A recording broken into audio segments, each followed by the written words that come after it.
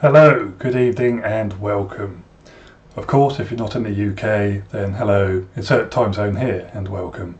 I am Menome, that's how it's spelt and that's how it's pronounced.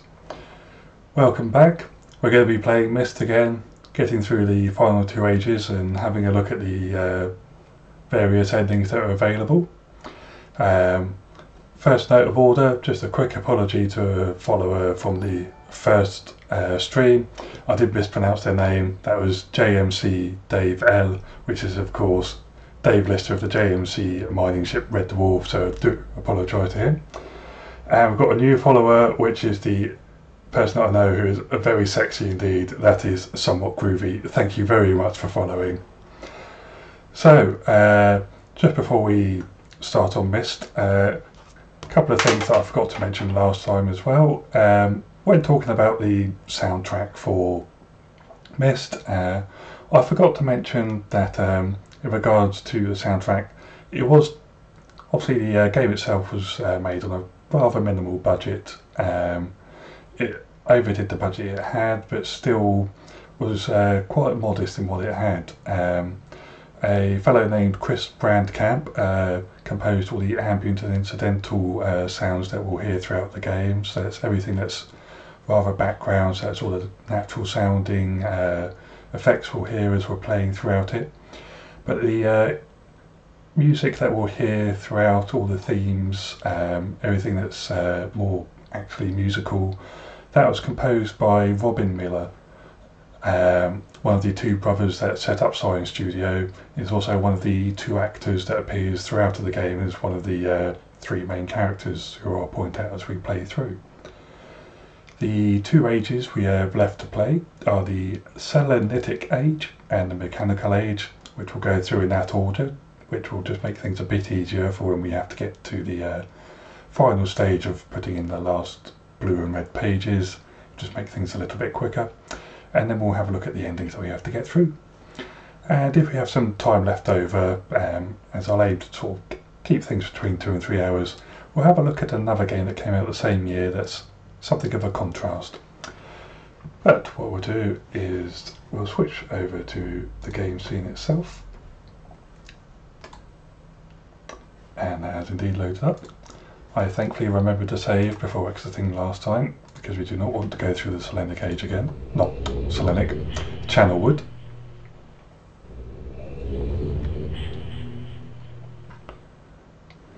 We find ourselves back in the library on the main Myst island.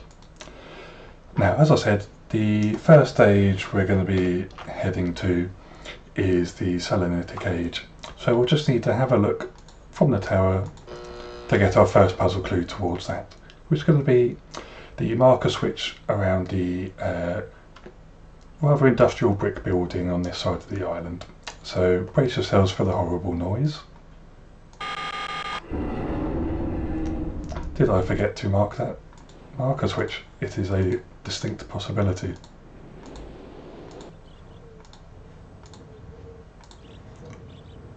Nope, there's up.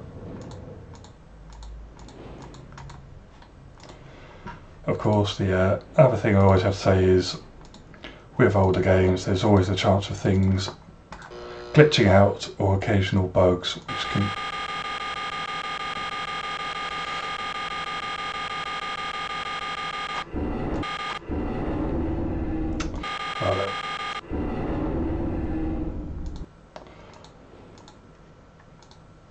let's see if that gives us the puzzle hint we're after.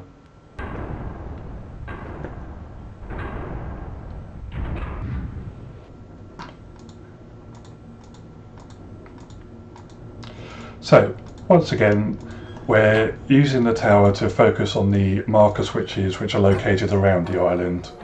We activate them as we explore, using our own exploration and the environment to give us clues to progress with the puzzles located on the main hub and open up the 4 ages which contain the rest of the puzzles to progress the story.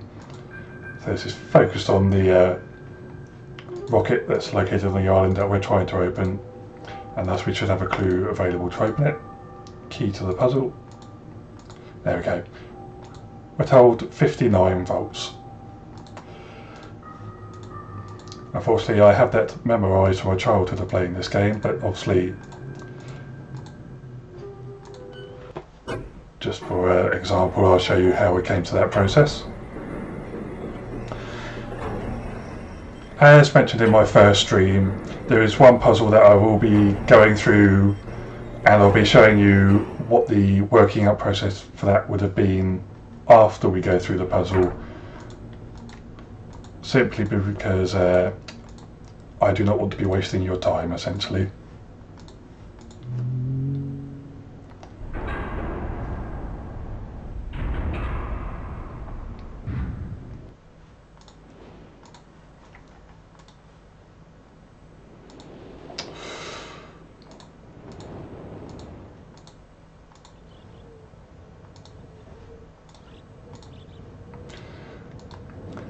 As I mentioned last stream, this game was originally created, obviously the island itself was completely 3D modelled, everything here constructed as it would be nowadays with a full 3D rendering, but computers they simply weren't possible of running it in full 3D motion.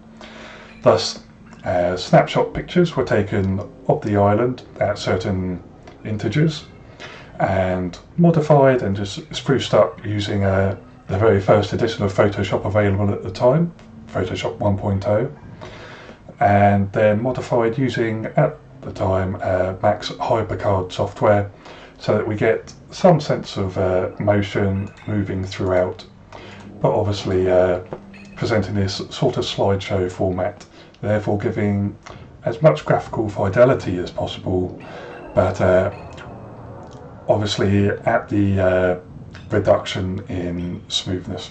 So there is obviously a payoff to this system, but at the time the graphics of Myst were something that blew people away, even at what's obviously looking dated nowadays, but what was a rather crisp and clear 640 by 480 resolution.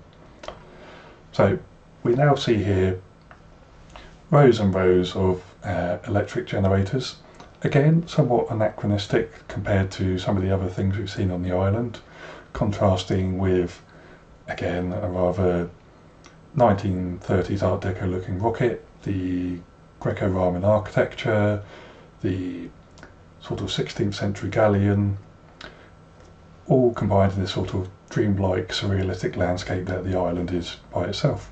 We'll have a quick look around the room is what we've got.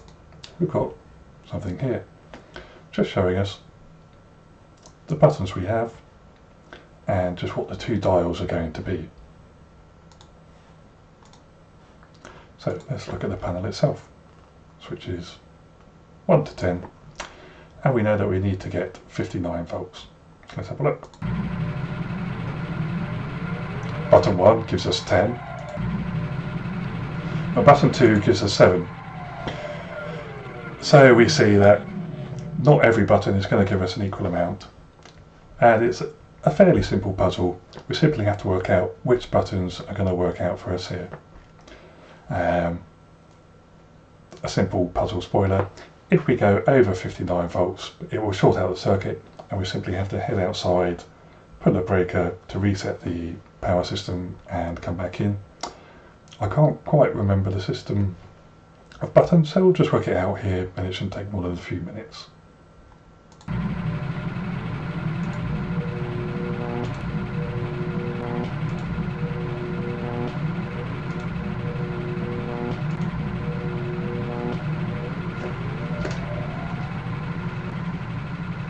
Thank you very much.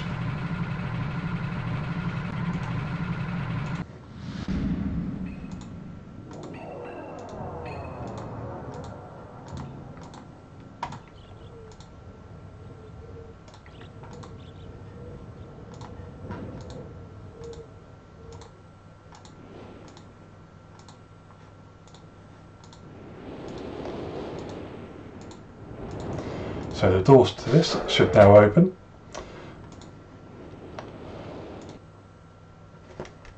We have here a console which plays some notes. We have here an organ which also plays some notes. And we're now going to get to a slightly annoying puzzle. But before that, let's read the book for this age.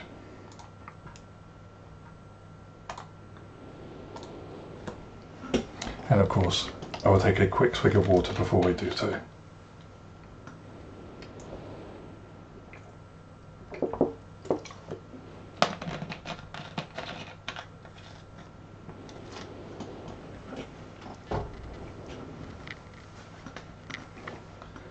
It has been a while since I have heard only silence, and I enjoy it greatly, I think. For some reason, I do not feel altogether welcome in this new world in which I have arrived. But how could I be unwelcome in an age with no inhabitants?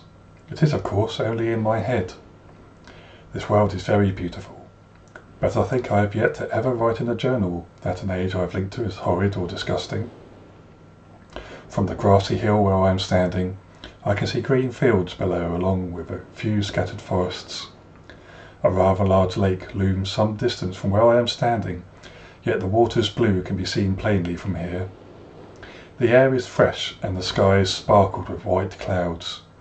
It's absolutely breathtaking, and yet that strange feeling again.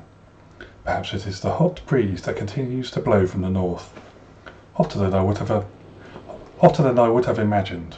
It almost singes my skin, and I feel quite uncomfortable when it comes. I will try to ignore it. Night has almost arrived, and the sunset is spectacular. Oranges and reds have settled above the western horizon. Though night has come, the horizon still glows red long past the sunset. Dark reds flow from the horizon and blend into the black sky. Again the feeling, and I am beginning to believe it is not all in my mind. I must sleep now. I will need my strength to explore more tomorrow.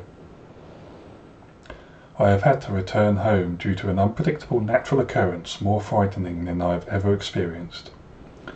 I was awakened by terrible shakings in the ground and explosions on all sides of me. Gigantic balls of fire were falling from the sky, and I immediately left in fear of my life. I must remember to bring a Myst linking book with me when I return, in case the one left there has been destroyed or damaged. I have returned to a different world than the one I left only 3 months ago. It has been transformed into a barren desert land, with only gigantic craters scattered across the land to provide variety. Strangely enough, the small grassy hill where I spent my first night remains exactly the way I found it. Apparently, the falling meteors did not hit this area, leaving an oasis in the midst of this horrible desolation. The hot wind I remember has turned into a rather pleasant breeze, which is at least one improvement. I fear it is the only improvement. The magnificent lake I saw on my first visit is now completely dried up. However, another lake now exists and appears to be quite a bit larger. I assume one of the falling meteors created this lake due to its circular shape and the jutting rock that grows out of the centre of the lake. The rest of this world seems like desert, although I will verify that statement with closer inspection. Though this world has little visual excitement to offer, it offers much to the ears. Sounds constantly flow through my ears, and I have found where a few of them originate. It seems, as Catherine says, I do find beauty in everything. Last night I was awakened by a horrible hissing. I was sweating, and the heat was so intense that I immediately dipped my head in a nearby stream to cool it down. The hot breezes had returned, along with a low roar from the ground. I walked a short distance to observe some red flames shooting up from the earth. Suddenly the ground began to crack and a huge chasm opened. The chasm continued to grow until it was far too wide to cross. Then the tumult subsided, leaving only a dull roar. I have decided, however, I can use the chasm to my advantage. Perhaps the heat from the chasm can be harnessed. Even as the chasm has ripped into the surface of this world, it has opened up a whole new world to explore. Although uncomfortably hot, I found it possible to reach a cave in the chasm that had been created, and have now explored deep into the crust of this planet. I have found a vast underground cave system that will take many years to map and explore. I will also look for a safer way to reach the underground than through the chasm wall. This age seems to change on its own, so I feel I should leave again and see if things are different when I return. It is also important that I check on Sirius and Aknar and make sure everything is going along well. Of course, remembering that Sirius and Aknar are Aethys' sons, presumably at this point. This is during the point that they were left behind in the Channelwood age, where we've gotten the sense that they are somewhat taking advantage of the inhabitants of that age, either ruling over them or possibly chasing them out of their homes. When I return, I also hope to bring back some tools I will need for my plans to explore the underground. The abundance of raw materials here is beginning to amaze me. I've returned with some of the complex tools I knew I would be needing. I assumed I would have to return for more basic materials. However, it seems as though I will be able to find everything I need here. Of course, iron is abundant, but I have also found titanium occurring naturally. I am all the more excited to begin work. Everything is set, and I look forward to tomorrow. My raw materials are all here. I think I will be able to have most of my additions to this age completed within 1 year. I so love working with my hands, whether writing or building. Then we have the text start to fade out, fade back in, with some diagrams of some of the equipment being constructed. We see the rocket ship here. Talk of prized inventions, things coming together, and again, the writing fading in and out. Presumably the intense steam and heat having worn the ink off the pages of this particular book. Talk of being completely fatigued, and then the writing coming back here. I am leaving today in order to bring back Cirrus and Aklar. I have left them alone in Channelwood. I believe they will enjoy all there is to see here. The age seems to have stabilized. I believe the meteors set off a period of volcanic activity by piercing into the shallow crust, but the tremors have become few. I have just noticed that a large amount of this journal has curiously vanished from the very pages on which I wrote over the last 18 months. Fortunately, I have copied many of the construction notes in another journal. I do not understand the many mysteries of this world, but I trust I will discover logical answers to my questions. I have a feeling that many of my questions can be answered in another age, to which I hope to travel soon. But for now, I must simply accept this world's mysteries and take pride in my accomplishments. Now, a quick swig of drink.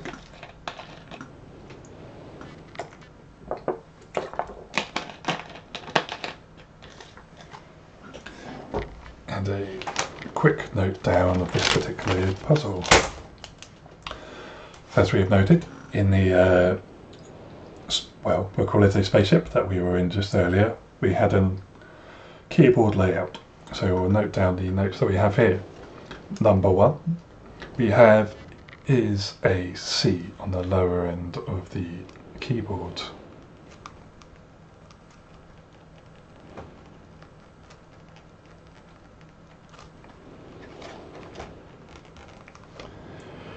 Which goes up to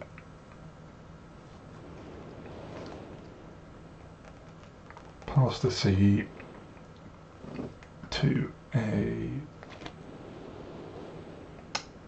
C, D sharp.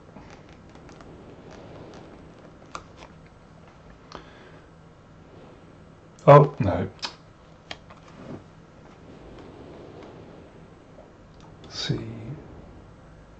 C again, then the D sharp.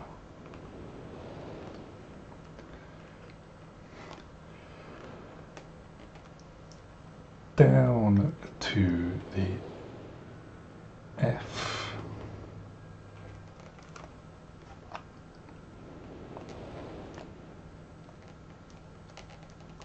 Past the C and ends on the A sharp.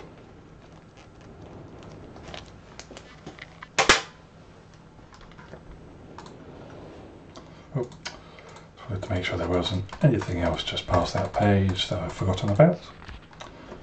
A quick topographical map there of the age that we're going to be visiting to.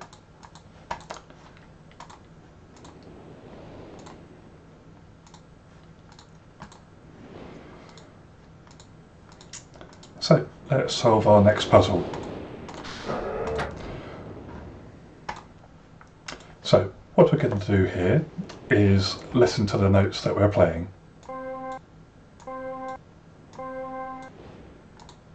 And recreate them here.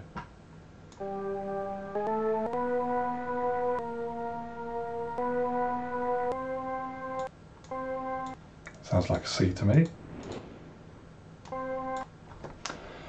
Take the next C up.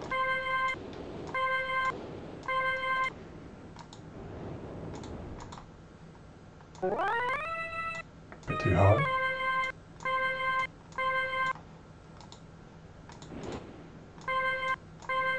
I think that's right. Now, what you can also do, if you're maybe a little tone deaf, or you're not quite working it out, it's note, of course, with keys on the keyboard. Obviously, sort of, they come in segmented. So if you manage to work out the first note in this puzzle, which was the C here, and you can get that note right, when we come back over to this bit, these switches go up in notches. So we will know, for instance, in this case, we find the first C, and we know that the next C would be 1, 2, 3, 4, 5, 6, 7, 8, 9, 10, 11, 12. It would be the 12th notch up from the very first C that you've put in. Just to demonstrate, we know that the second one I've done is that C. Next one we need is a D sharp, so I only need to match that C and then move it 1, 2, 3 up, and it should make that noise.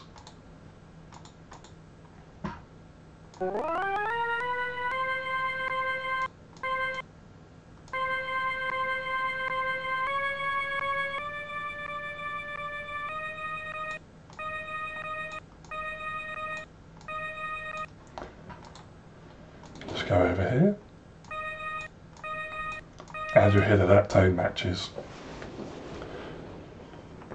So, if we go down to the F, and again we can match this with the C we have here. Go 1, 2, 3, 4, 5.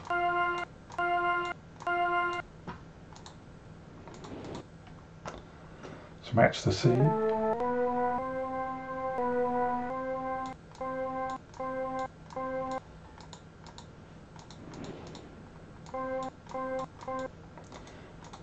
Oops. And move this up 5 notches. 1, 3.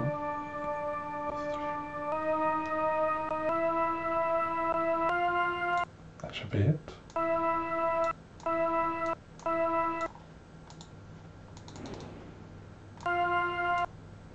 Maybe one more.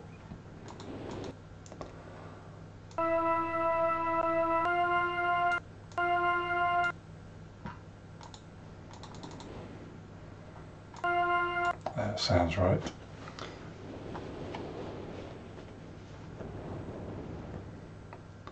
And then it's the A sharp here.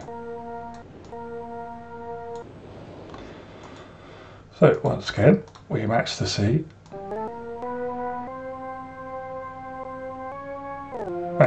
Actually, we know that's the bottom one. So we go 1, 2, 3, 4, 5. 1, 2, 3, 4, 5.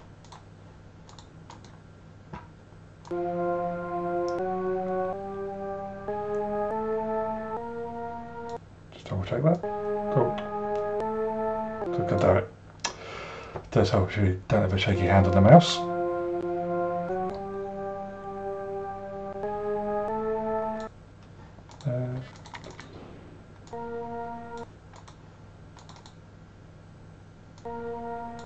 Right, let's see if I got that right. And we have a linking book. So you don't need to be a musical genius there. As long as you get that first C note right, then all you need to do is be counting the keys on the keyboard up or down, and literally be counting the notches up and down here on the control panel in front of you as well. Right, let's take a quick sweep and we'll enter our next stage. I'll also save so I don't have to go through that again.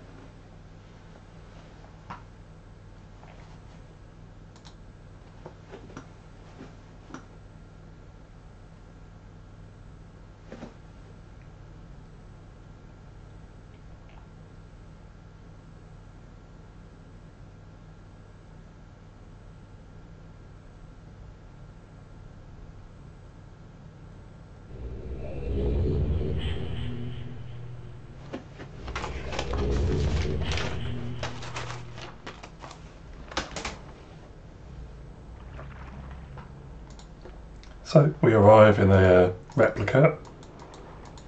Well, there is a non-functioning replica of the spaceship we were just in. So we are stuck here until we find the linking book back to Myst. Again, we arrive here and find things rather calm and serene and peaceful. We have that ambient background noise, as I said, provided by Chris Brandkamp. The tumultuous earthquakes as such that were being described by Atris currently not in effect. This age has obviously settled down somewhat from its original inception and formation. As you can see, we've got the contrast of a rather natural landscape with this obviously man-made pier, which is what Atris has obviously constructed in his time here. So we'll progress forward and see what we have here. We have a small building. We have something that looks similar to the machine we used to get the linking book to get into the age in the first place. Here we have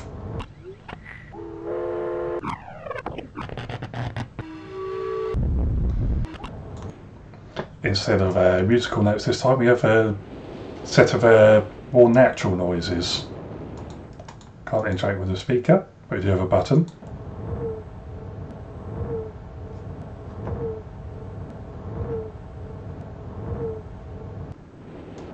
If we just change this around a bit randomly.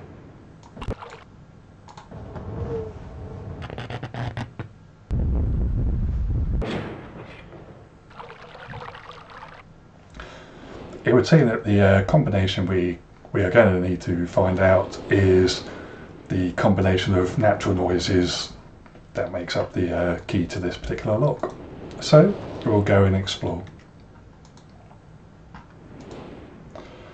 And as I say, looking around, we're seeing an age that's obviously had a lot of somewhat volcanic sort of earthquake formation. Here we've got a very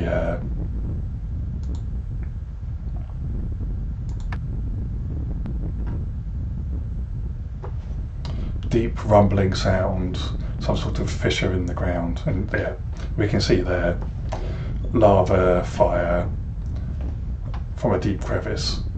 It's obviously the one that Atris was talking about in his book.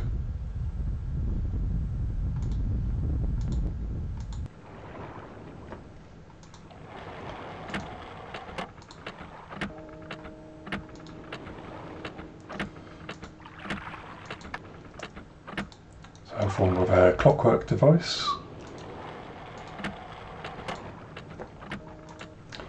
It's adding a little more there to the more surrealist nature of this particular age. Now I think I will be wanting to head back here first and look up here before I go through. So again, as we're heading to these focal points of this particular age, we're hearing noises which we heard on the key lock to that locked bunker. So it's becoming clear that these are going to be the components of the key to unlock that area. We see here one of the red pages. As this one is closer to the bunker, I'm actually going to pick that up second later on, because we'll pick up the blue page as it's the furthest away.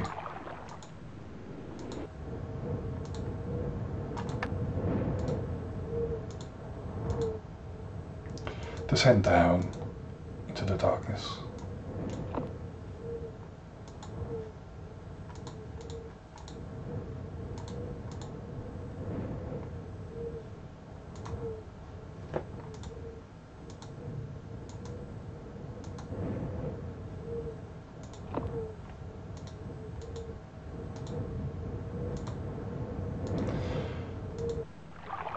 and just find ourselves on a little island here.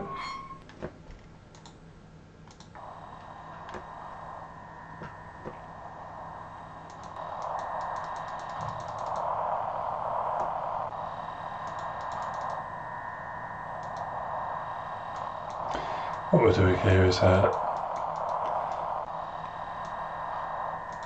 scanning for those little antennae that we've just activated along the way.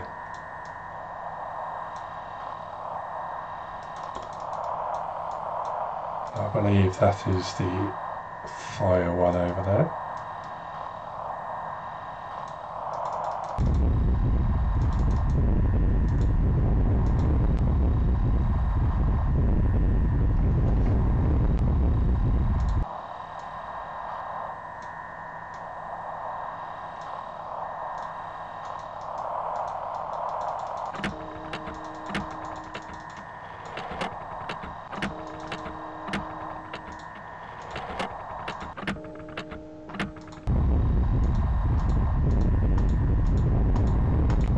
What we're doing is just homing in until these buttons stop flashing.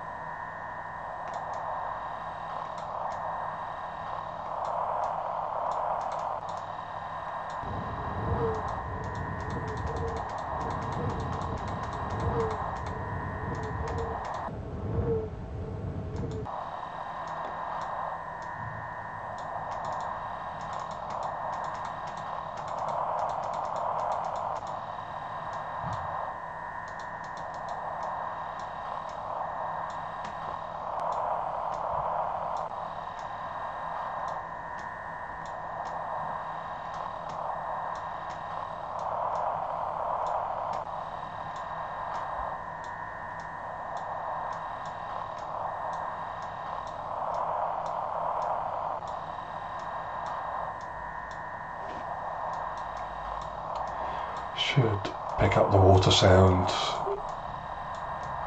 somewhere.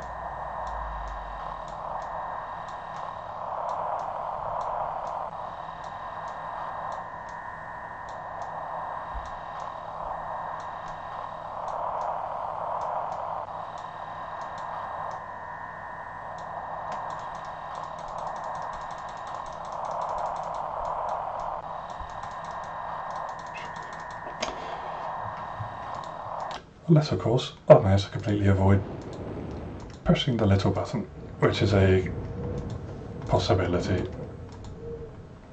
So, let's go have a look.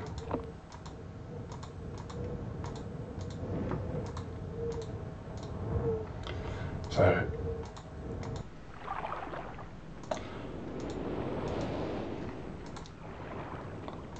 let's go have a little bit of an explore.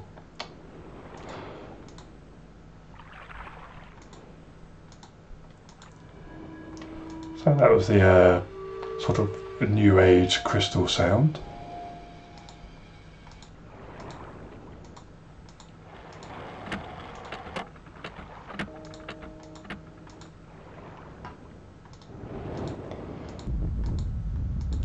The fire one.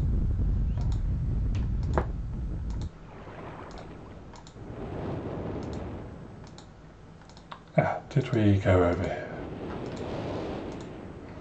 No, we didn't. There we are. There's the water one. There's the blue page.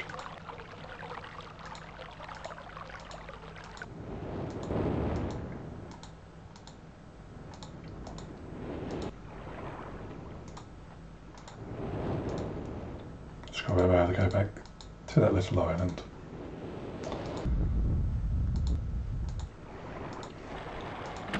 So of course, one slightly disappointing aspect of the satellitic age is the fact that due to the fact it's an island that HRS didn't really sort of either find any inhabitants on or do much in the way of living on himself.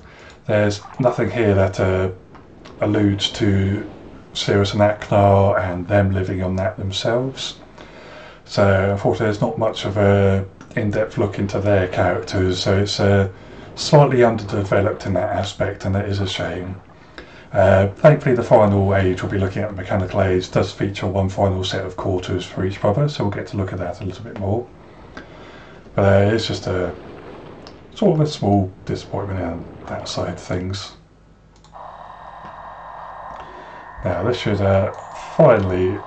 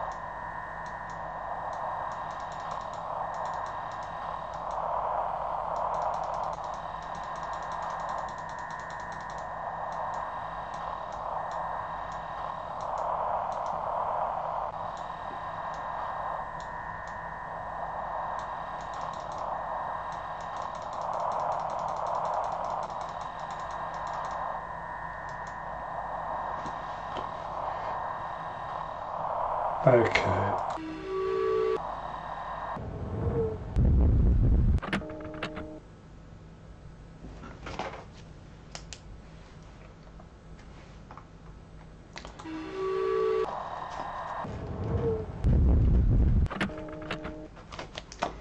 So we'll just play through those. So we've got crystal,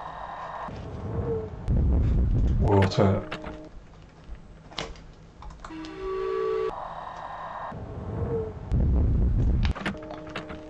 wind,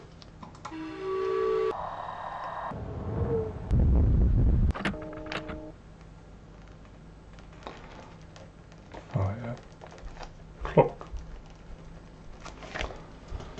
Just double check that. Crystal.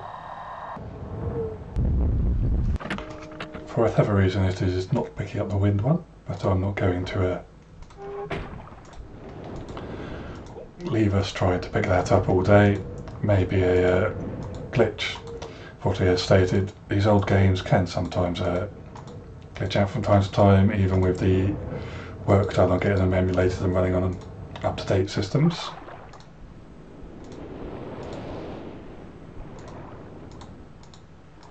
So let's go and open the door.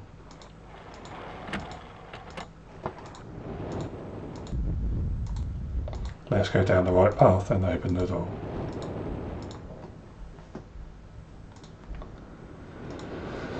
So go after crystal.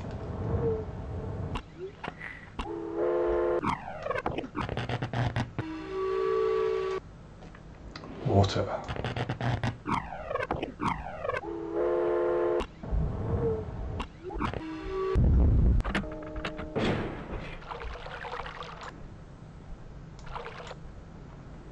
Wind.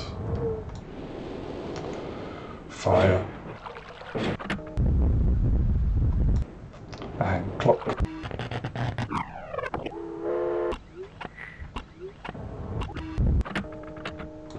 That should open it.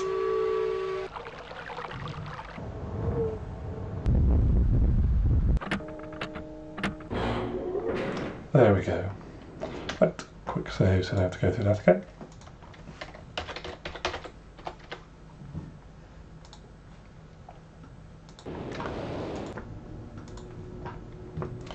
And so we enter yet another dark and foreboding tunnel, away from what was once, from what was a somewhat peaceful and serene top layer of the age to an incredibly industrial, steel-clad, heavily mechanical part into some form of a submarine style contraption. The only thing we seem to be able to do here is to press the button. So we do, and we head inside, and we head to what is probably the worst puzzle in the game.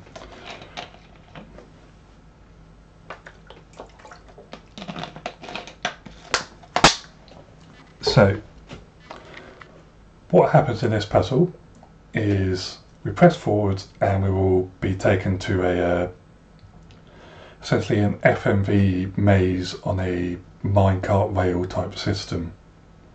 There is a system for getting through the maze in which it will play us audio cues, and those audio cues will tell us which direction we are supposed to take on a compass point system. The problem is, knowing what those audio cues are requires working out the audio compass point system based on working out that those audio cues even happen from the age we're going to be going to next, the mechanical age.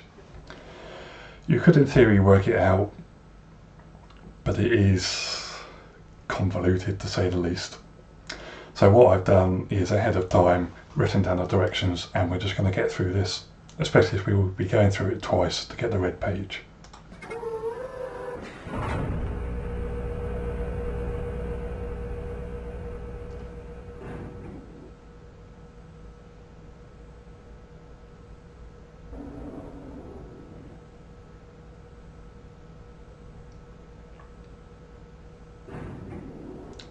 If this goes wrong, I do humbly apologise so much. This should mean forward.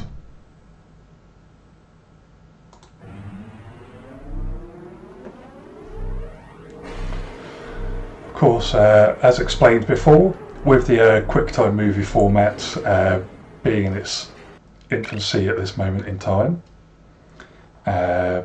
all motion video within the game was limited to a rather small window within the game itself, which is why obviously we're trapped in the submarine and all we have is this very small bit of window that we can see here, the same as with the linking books. So first thing was a pip, which means north. We got a spr, which means west.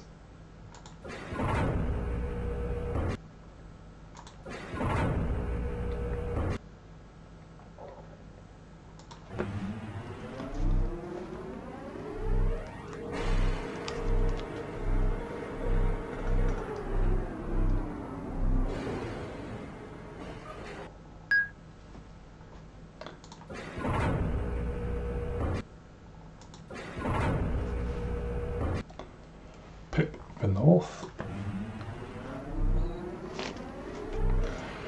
The next sound will mean east.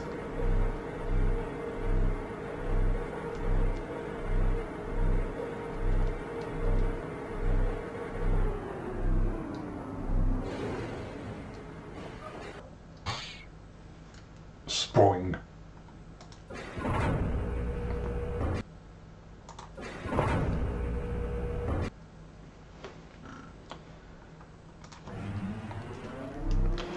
This is, if you've ever seen Series 7 of Red Dwarf, this is essentially the gameplay equivalent of the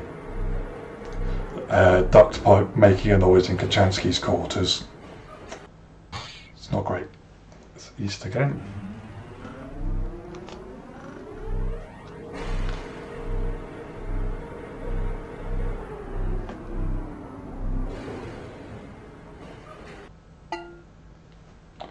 Doink? What's doink?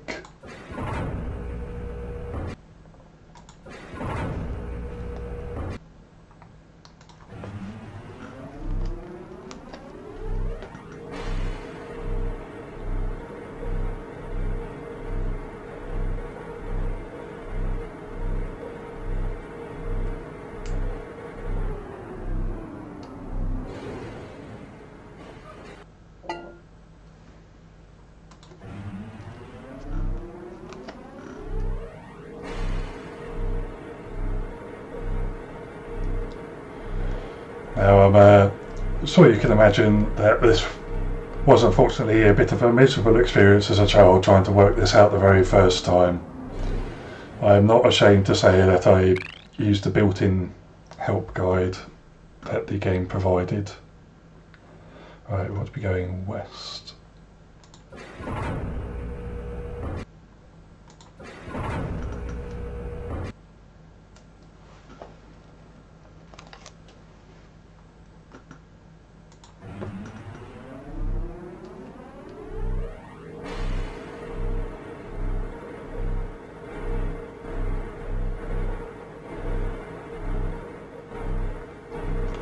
And as I said, the reason I'm doing this now is so that when we do the final red and blue page for Cirrus and Aklar, it will be in the mechanical age, in which it will take all of about 5 minutes for doing each one. So we are getting this out of the way so we can have a nice easy run of it for the very end of the stream, or at least for the very end of Myst. As I said, I hope to be playing something else for if we do finish this game up before the end of the second hour, which I think is a possibility. I'll keep that a surprise until then, mainly because I want to make sure it works before I promise anything. So that was the southwest, west.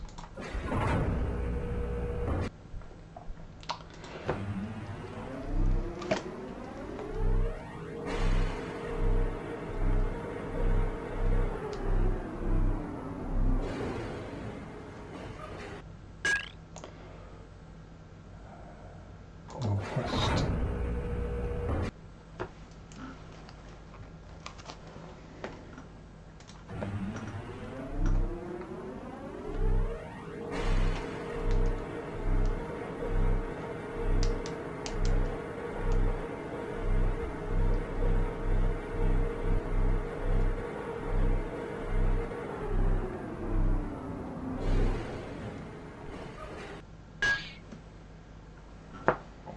Northeast.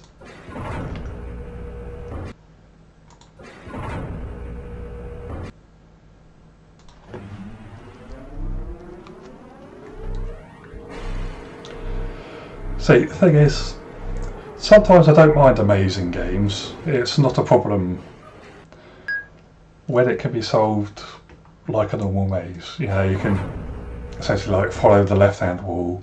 There may be clues in there that help you sort of get through like a normal thing. The problem with this particular maze, essentially being an FMV maze, is that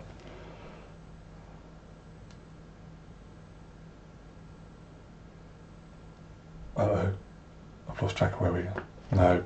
Oh, sugar. I've just moved. Right. I need to go north.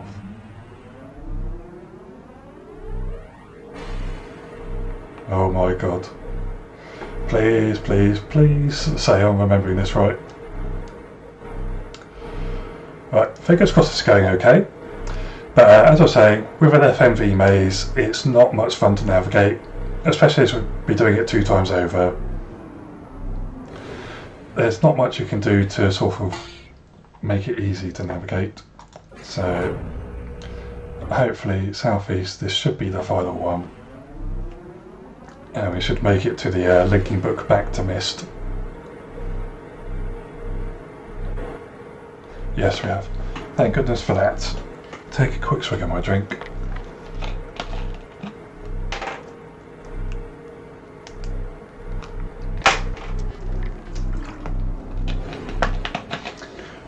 There's another game that came out around the same time, well, just before Myst, The Seventh Guest, which was another FMV adventure game, which featured just a straightforward labyrinth, but at least that followed more standard rules. It allowed you to do the follow the left or the right hand rule just to find your way around it. This one is unfortunately just a pain in the backside, really. It's unfortunately one of the where it's just the least fun part of this game. But as I say, thankfully we're almost past it.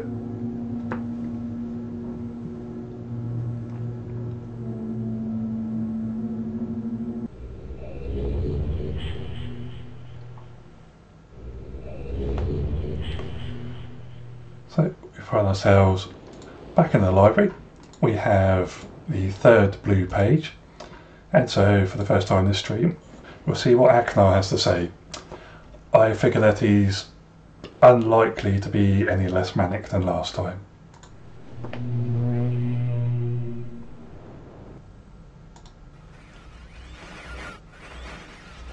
My friend. Bring in the blue pages. I see. Convinced the Cirrus is guilty. Pray, do not release him. He will destroy me, just as he did. Innocent bystander. I've been wrongfully tricked into imprisonment.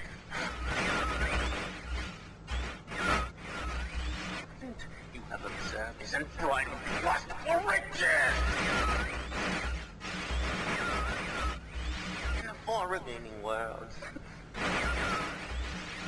some plot, it was almost perfect. Final blow to the father. You tricked him into believing that it was I who was the murderer. I didn't murder father. Bring me the remaining. Please. Liar. Well, in a liar. Must not be free. The remaining blue pages from the last age of Myst. I must be free. You must free me. I cannot bear it here for eternity. Free me.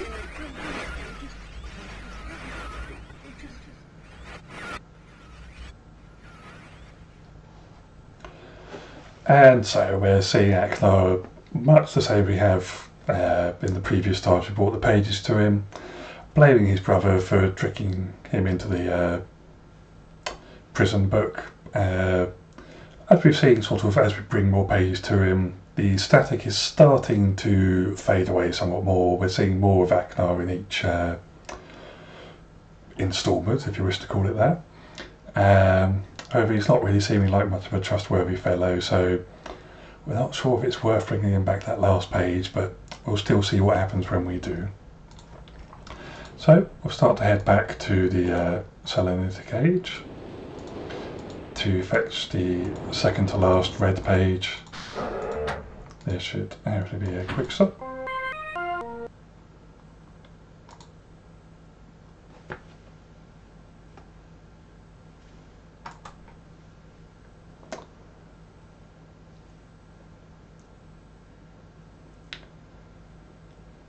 As I say, a shame that the Selenity cage was left, I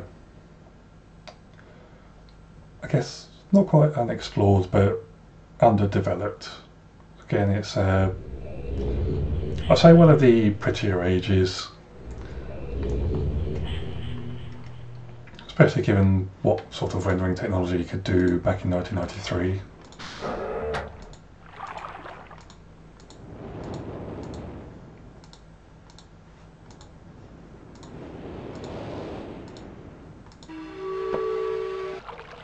Oh, almost forgot the darn page.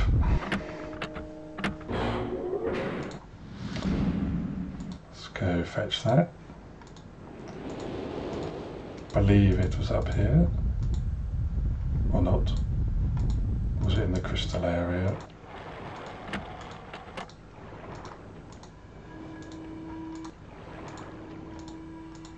Ah, yes, there it is.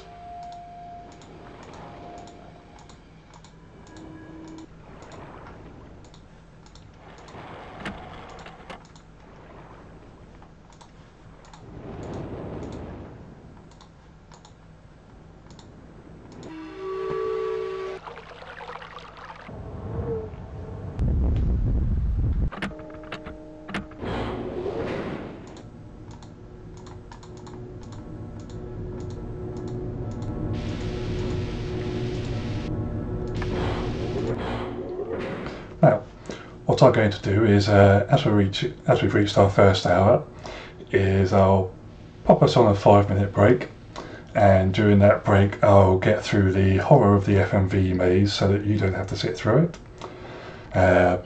Also have a quick swig, and I'll see you once we're back at Myst, and we'll see what Sirius has to say.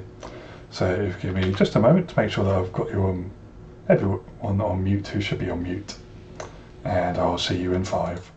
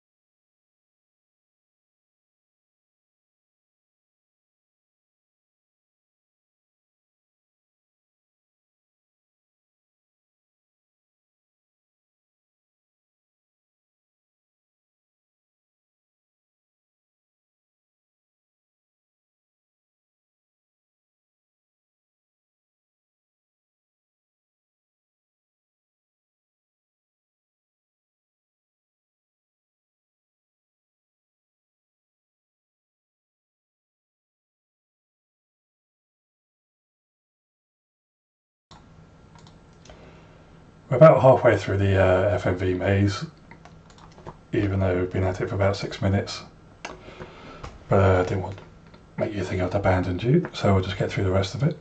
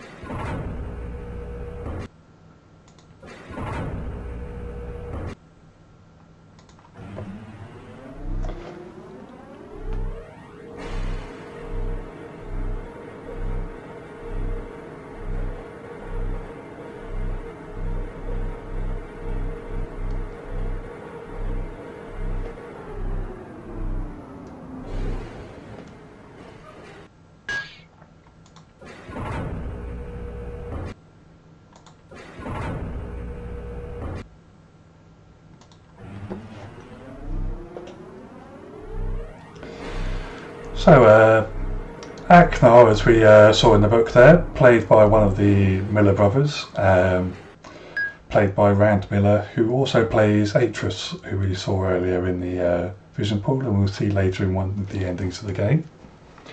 Cirrus, played by the other Miller brother, Robin Miller, who composed the soundtrack for the game.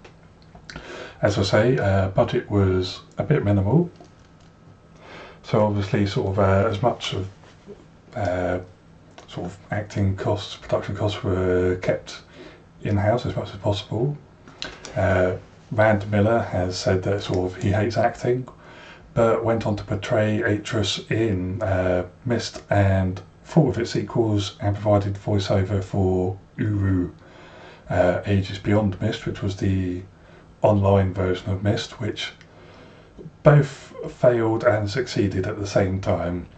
The official online servers only lasted for a very short amount of time, and yet unofficial servers went up a few years after, being able to be maintained by the fans, and I believe are still existing in some form, with community created Ages still existing to this day. Right, let's go north.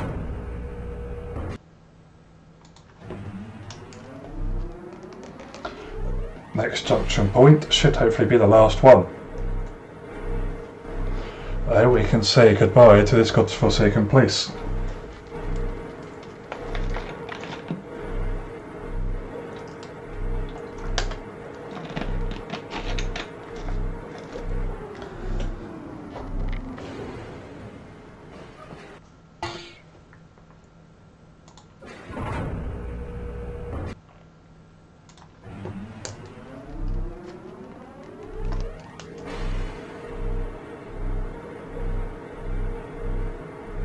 There we go.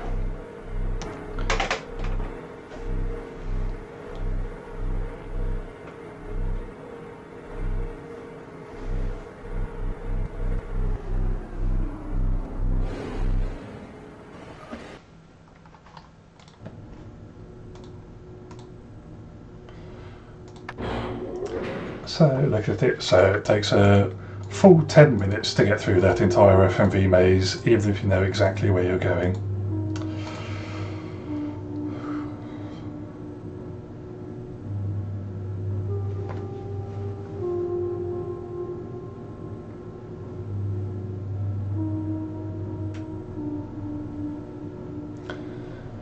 Lovely aerial view of the island there. You may or may not know that Disney in fact approached Science Studios to create a life-size replica of Myst Island to be included at Disney World over in Florida. It's something that has been on and off again in talks over the years, and there's still talks in place for a Myst TV show. There's been the Myst novels, 3 of them, which are now included in one bundle as the Myst Reader, still available to purchase from all good bookstores. Probably bad bookstores as well, in between bookstores. Generally anywhere you can find books. And we will find out what Sirius has to say. So far, whilst Aknar has seemed rather manic and in terms of his Chambers' personality, rather warlike and despotic, Sirius originally appeared rather calm and collected to begin with, but his Chambers showed a rather somewhat maybe wealthy if not greedy personality, and his room in the Channelwood age showed that he was perhaps prone to private fits of rage with some overturned and destroyed bits of furniture, and perhaps even drink or substance abuse from wine and various pills and potions hidden away in his room. So we'll see what his next appearance is like. Each page I can see more clearly. Soon, free from this horrible prison. This book. You must visit the one remaining age. You have not. Confident that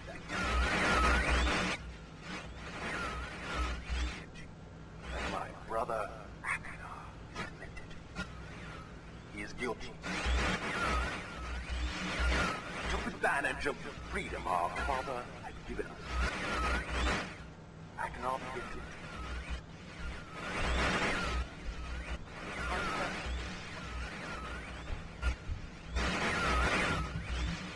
I ask you again. Do not retreat the pages. He will destroy both myself and you, just as he destroyed the other pages of Myst.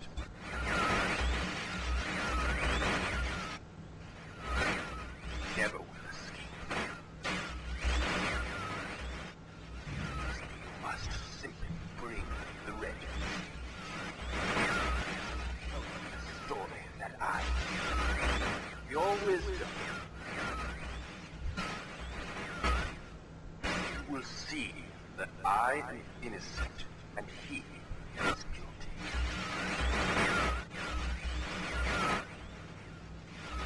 This forgotten island long ago.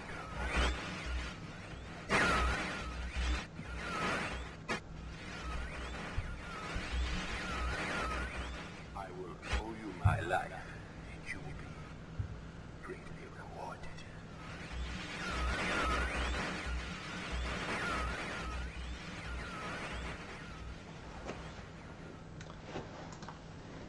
So again, Sirius coming across again a bit more conniving in that respect. You get the impression that whilst he's obviously not as immediately warlike and cruel as Aknar may have been in the ages, there's the idea that he probably knew about Aknar's activities and perhaps turned a blind eye to it and exploited the ages for their wealth and resources. So whilst he wasn't directly being evil as such, he was still profiteering off of what Aknar may have been doing. But still, we'll see what happens when we bring him the final page later on. But we have to unlock the final age before we can do that. And so, we'll turn to here. Let's see what we can do with the next.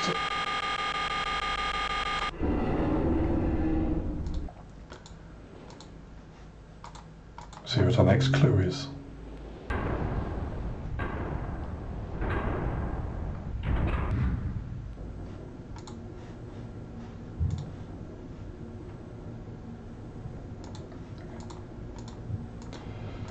So we once again ascend up the tower.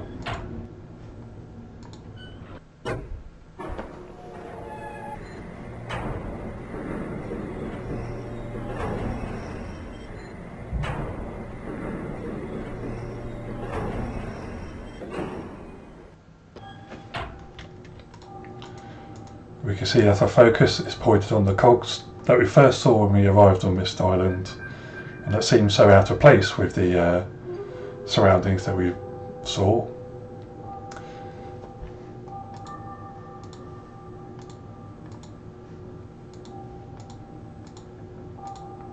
The key to the next puzzle, 240 221.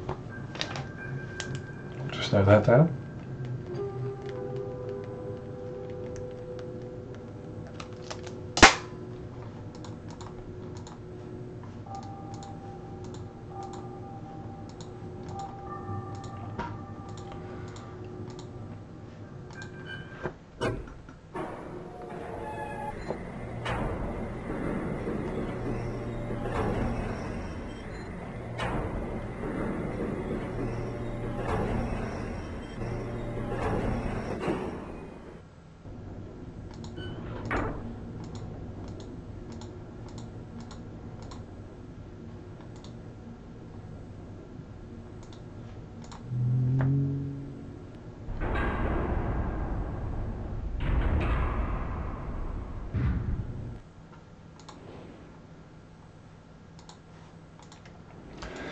And so we'll progress to the one of the final parts of Myst Island that we've not been able to explore yet. This clock. So I look down. You'll see 2 handles. What happens there? You'll see that that turns that. And so our purpose becomes clear. We just need to change the time. So it's at 1.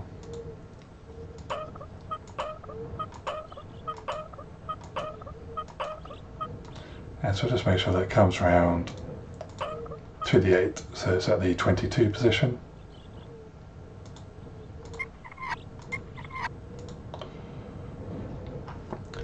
Needs to be 240.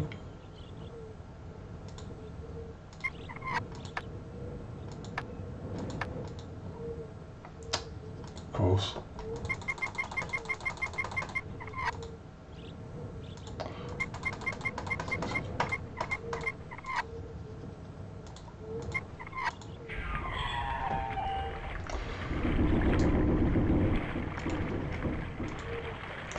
And we get to also activate our final marker switch, which will become important later on.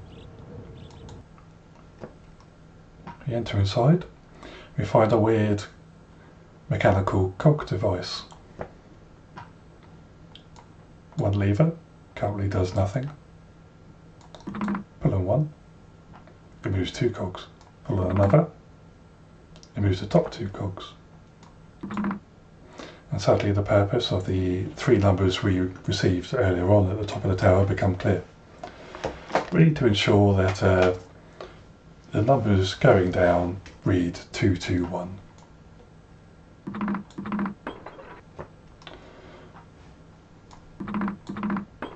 But we find that as we do so, this little bit here gives us a limited number of turns in which to do so. And so we pull the lever on the right, and that resets it. However, as we continue to hold down the lever, we see that allows us to move the middle dial continuously. So let's begin.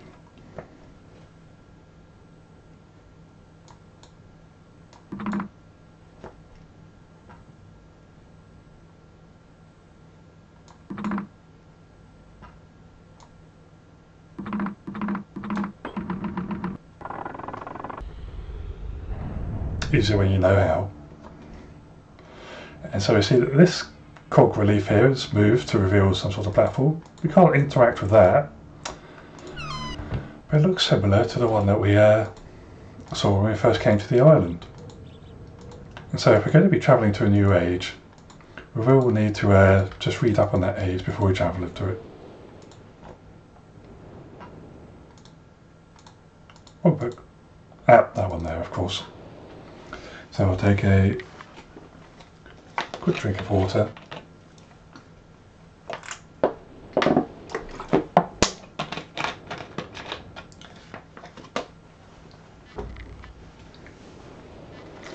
before we have our final long read of this street.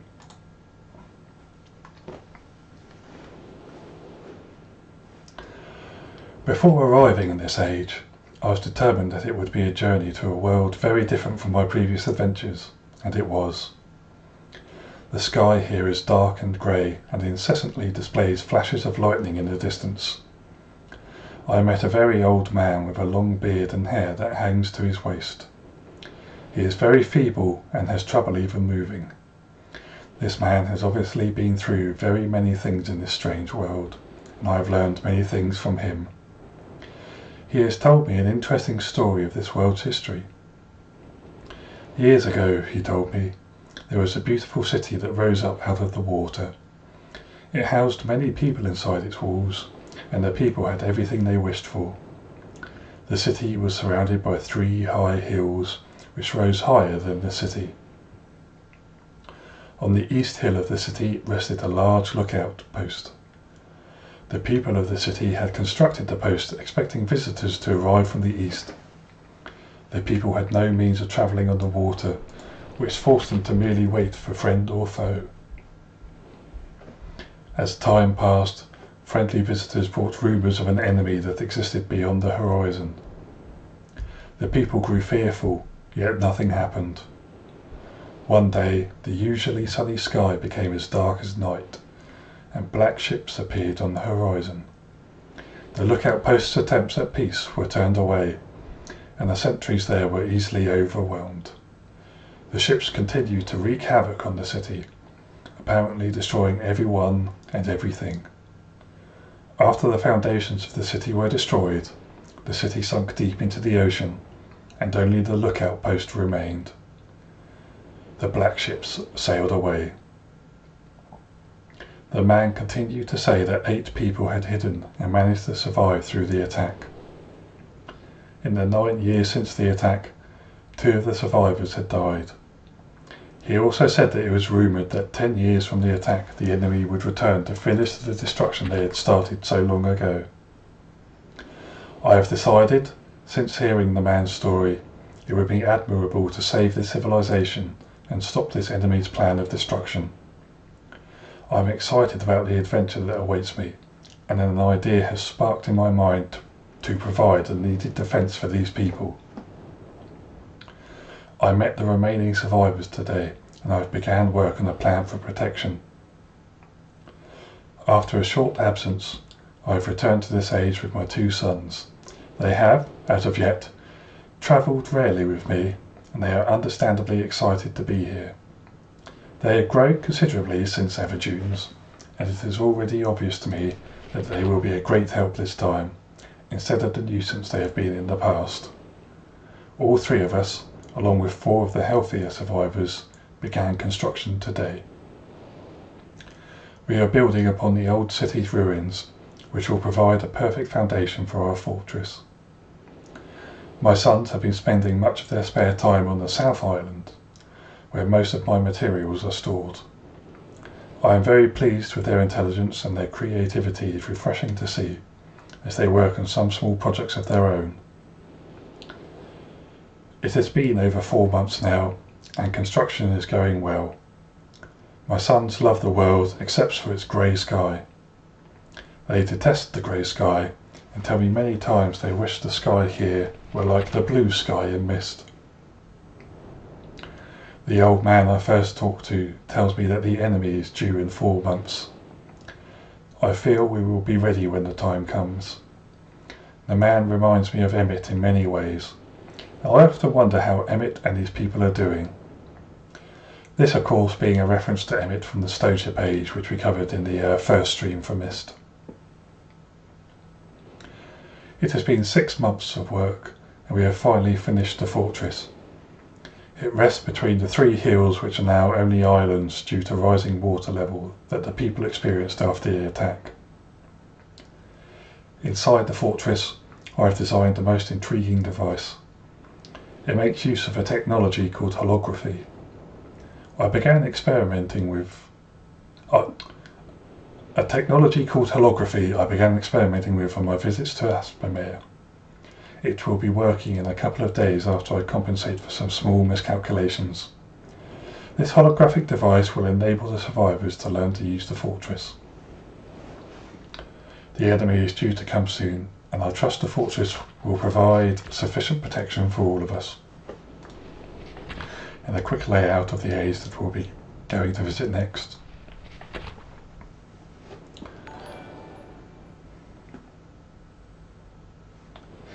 Suik, thanks very much for hosting me. The black ships have come. Their attack was substantial. Their weapons have been stopped, and it appears they have turned away in defeat. I could not help but smile as I watched the boats leave.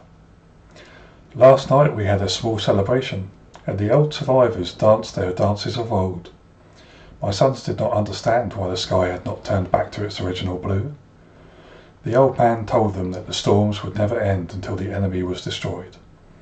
I assured my sons that the blue sky was not worth the risk of death, and they seemed to hear me. I have had a healthy adventure and have begun work on a new book. Once again, I must leave a familiar age in search of a new universe I have begun. But first, I will have an extended time with Catherine, whom I miss very much. I must also return to the people of the tide. I believe in my travels I have found a substance that will ease the pain of their bone ailments that they have long endured. I hope to return to the mechanical age one day and find the population growing and my fortress still strong. Though the sky may always be black, I am confident the people here feel a heavier darkness has been lifted from their shoulders. And so that is the age we will now be travelling to next.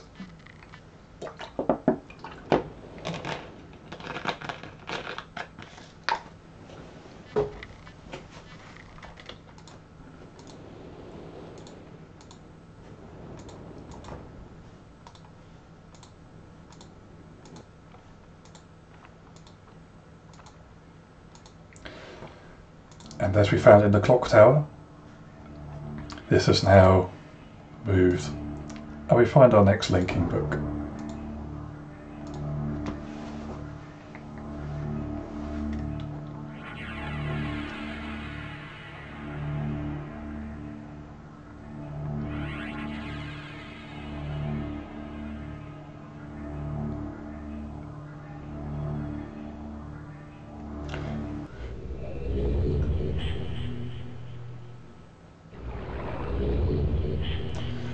The music there sounding a lot more sort of foreboding and ominous than we have in other ages, reflecting the sort of already warlike nature of this age as described by Atris in the book we just read.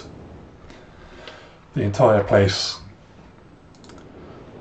little more than a few islands and a fortress left over, simply a symbol of war.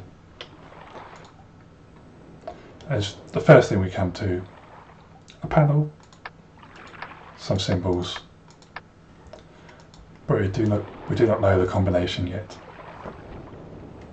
And we find in a bit of a contrast to some of the other ages, which have a more natural feel, everything left here is pretty much constructed. It's an age made of steel and iron, ceramics.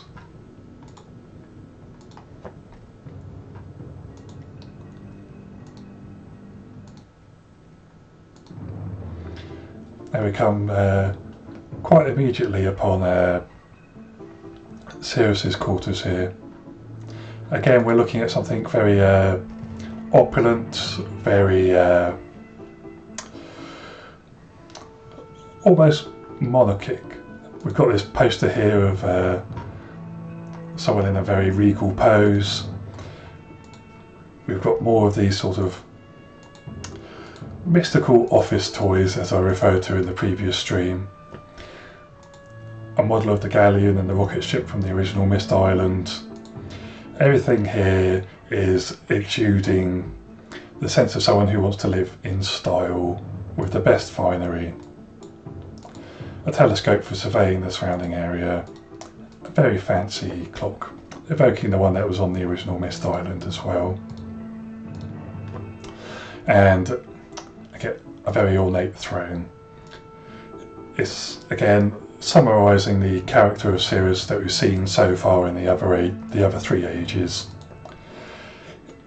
It's just a direct contrast to Aknar, who we'll go and have a look at the quarters of here. Again, the blue theme contrasting with the red of Sirius, and we've got here just again very dingy, very warlike. What's apparent the moment we walk in, we have a rack of weapons, perhaps torture implements. We've got an axe against a very, not quite makeshift, but simply a very it'll do approach to a throne. It is somewhere he can sit. He could be somewhere that he's comfortable with some cushioning, but it's just somewhere he can be. Crossbow there, some maces, and we'll see what this does here.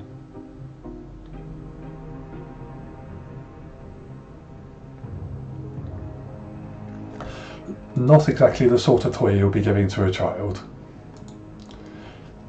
The music, the background cue, again, it's just giving away to the ominous nature. Another tribal sort of war or hunting mask, matching those that we found in Aknar's quarters throughout the other ages. An effigy of some sort, perhaps symbolising something that he's hunted in other ages, reminiscent of maybe a symbol of another tribe that he's conquered in another age. Some heraldry here.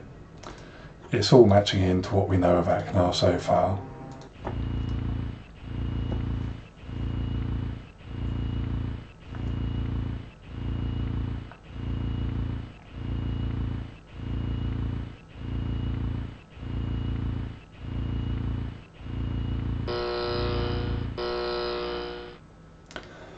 Now what we have here is something that would have given us the solution to the F&V railway maze over in the Selenitic age. As we move this about, you'll hear that noise. So this lever here is something of a magnetic lock. So we release it, and then we can move this representation of the fortress, lock it again, and we get the noise. Unlock it, move it, and we get the noise corresponding to the cardinal points on the compass here. The one here in Aknar's room doesn't actually control the fortress. We'll find that one later on, but this would have been the way we found a solution to move that sort of underground submarine in the Selenitic age, but it would have been somewhat of a bother to actually go through the process of explaining that going to the Selenitic age, so we went through that as quickly as possible. Now we go through here, yet another secret passageway, and we find a secret chamber in Aknar's room, where we'll find more clues as to his personality here. Hidden items, things cascaded in shadow. Poisons, again, as we saw in the first stream, maybe slightly cartoonish, but gives away the game that these are various toxins, poisons, that familiar skull and crossbones motif. Mortar and pestles here for grinding up powders and reagents. We have Aknar's blue page here, which we'll take with us. Actually, we'll leave for just the time being. We have a cage, presumably for keeping prisoners. And if we flick the switch, actually we can't seem to activate that. But I think we can presume that that would have been a electrified cage. And of course, a blood-stained wooden block, presumably for removing certain body parts. And if we go into Sirius's quarters, again, another one of these fancy office toys.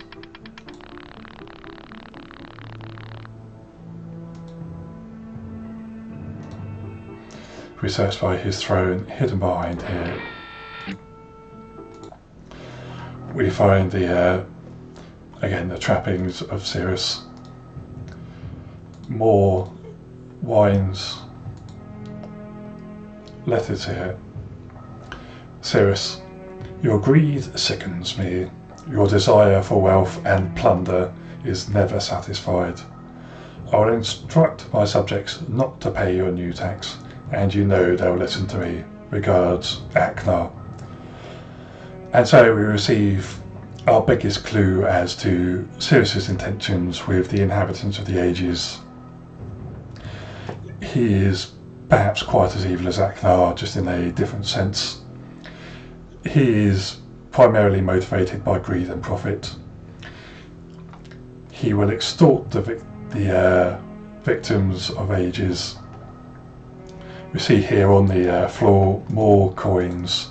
These chests presumably again filled with various riches, and we find the red page, the final one for his book. What we will do is solve the puzzle to find our way back to the original island of Myst, and then get these particular pages sorted.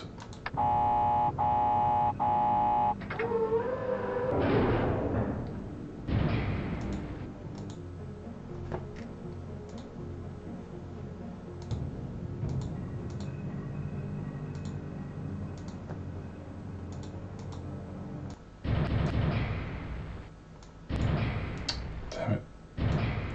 What we're simply doing here is rotating these columns to match.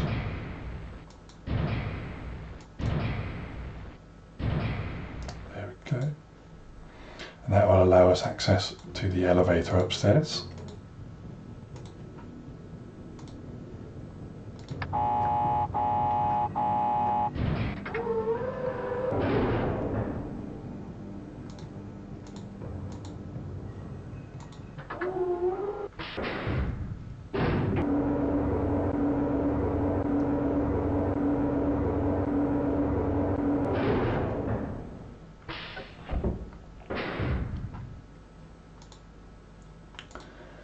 We head upstairs. At first glance, doesn't appear as though there's much to do here. But if we take a look, we appear to see a control panel that's similar to the one that's in Aknar's room. So we hit the button, head out.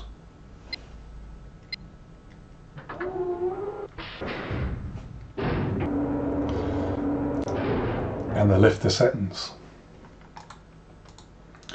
Now, unfortunately, what we get here is we don't have a holographic display. So we have to vaguely remember how the system worked. Now we remember that we came in on the South Island. So we unlock and swing for about 1, 2. Lock again.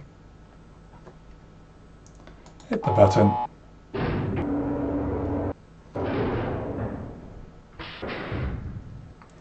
And we should now be facing the East Island.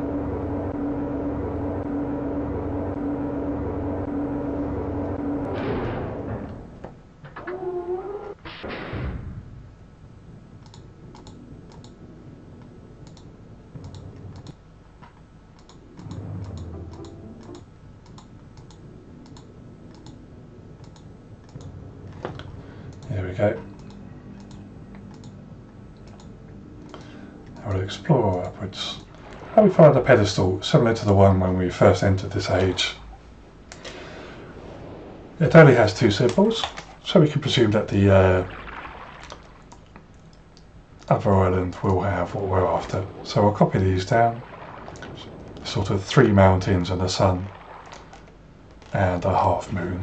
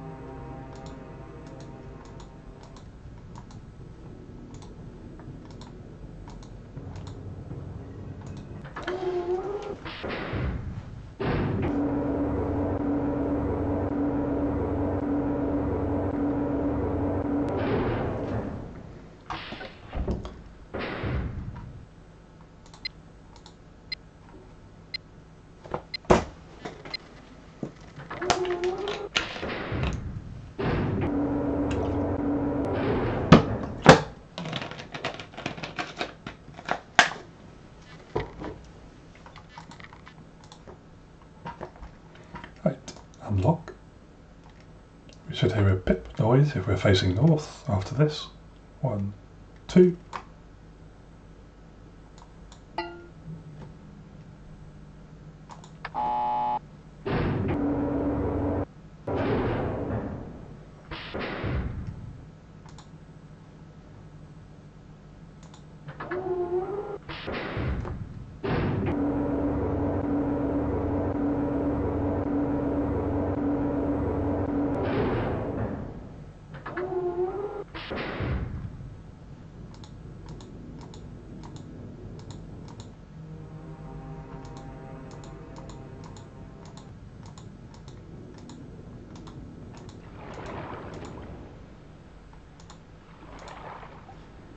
Oh.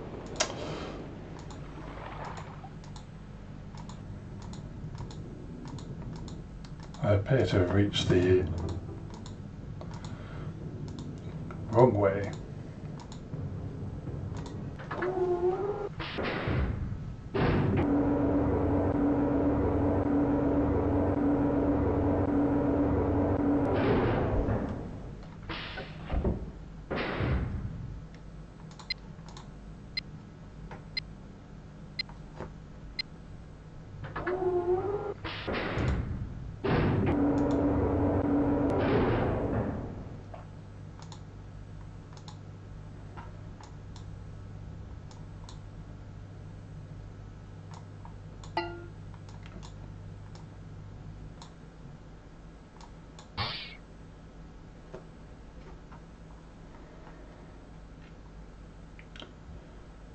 I think we were there before. So.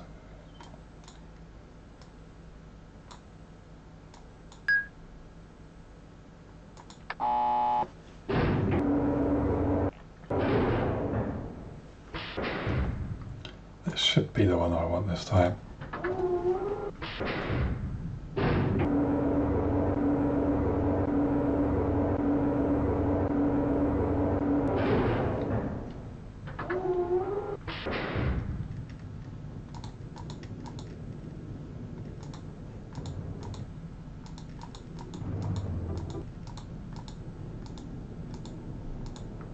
There we go. And there we have our last two things. So, not quite circle and 2 triangles and a rectangle.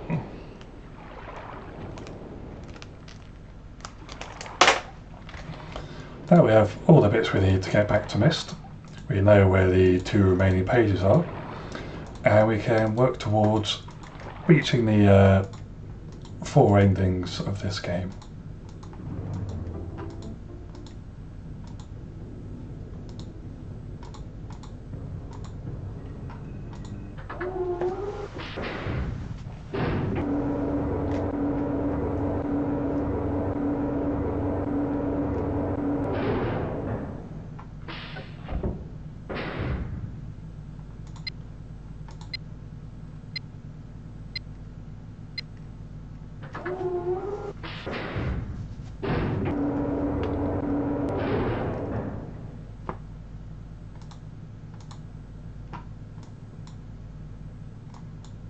Sorry, pip.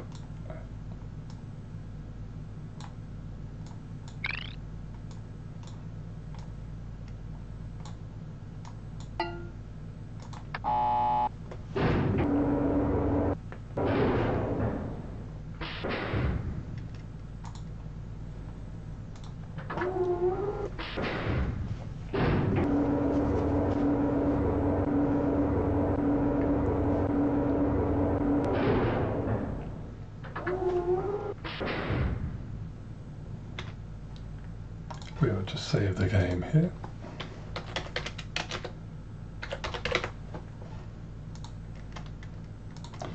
Right, now we're being fairly certain that Aknar's a villain for the majority of this game, so we'll get what is undoubtedly the bad end by fetching the blue page and setting him free.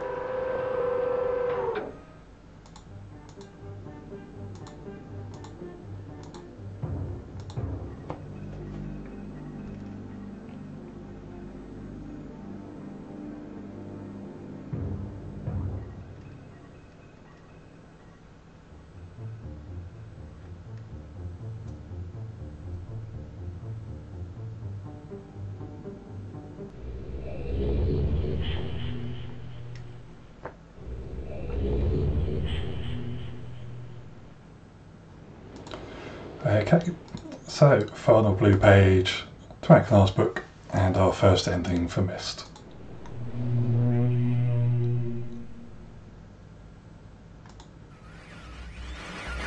Hello.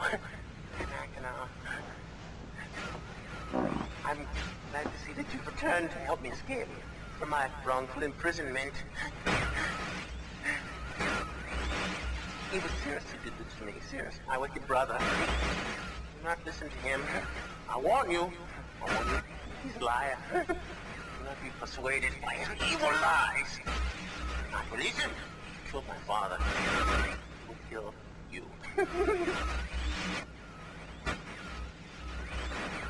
Began when my brother Sirius began to lust for riches.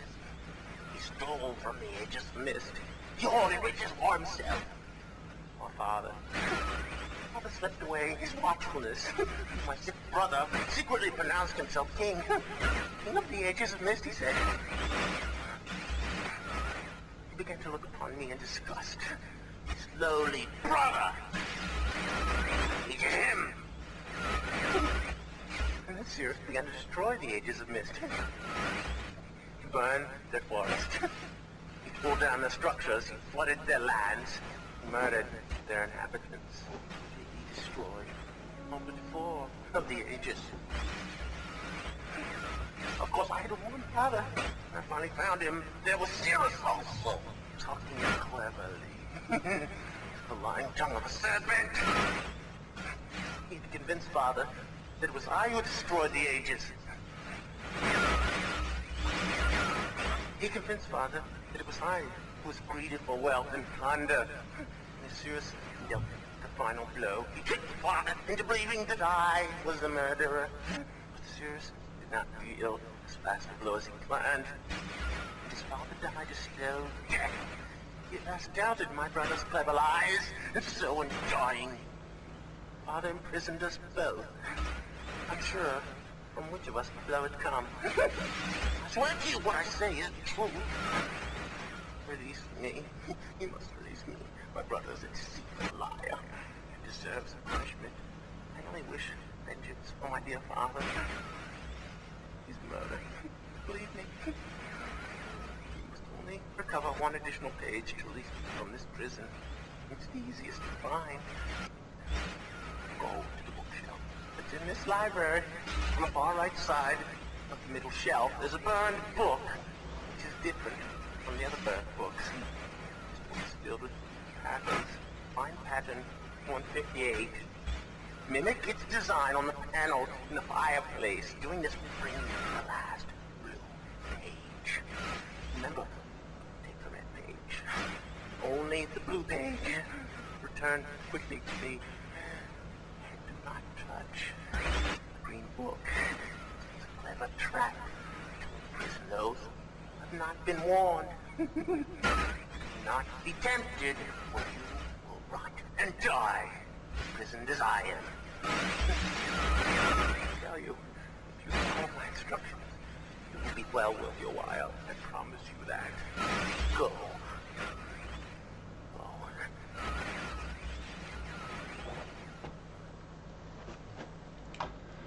So, Acknar instructs us to find one last page by solving one last puzzle.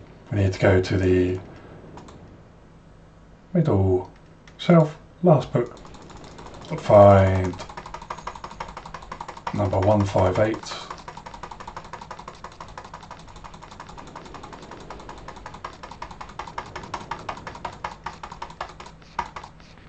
Okay, I'll just jot this down on here. Unfortunately, I forgot to jot this particular one down just here.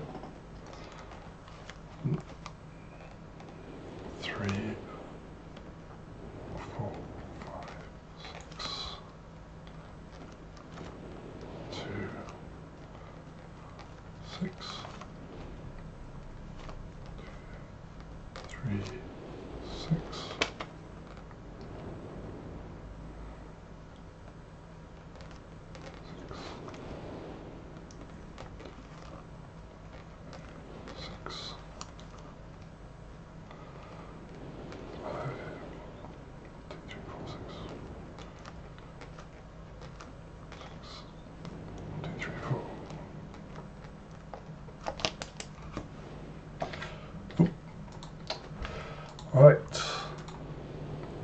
And so we go to the one bit of this room that we've not investigated yet, the fireplace, which has so far seemed innocuous enough. If we go in, you see a button and a very fast panel.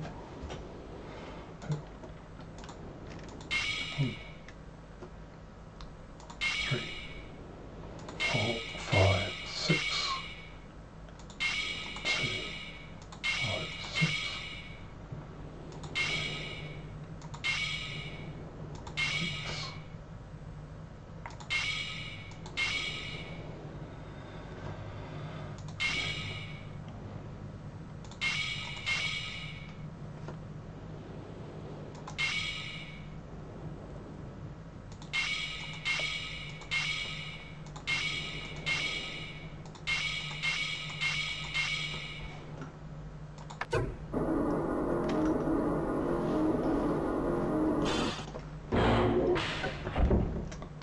Last blue page.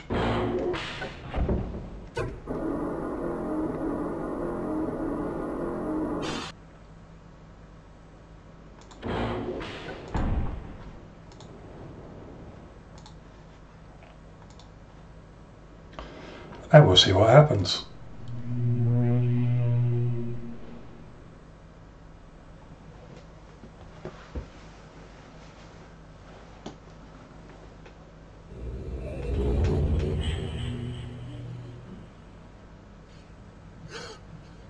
Oh yes, I'm free. Oh, I feel alive. How do you feel, my friend?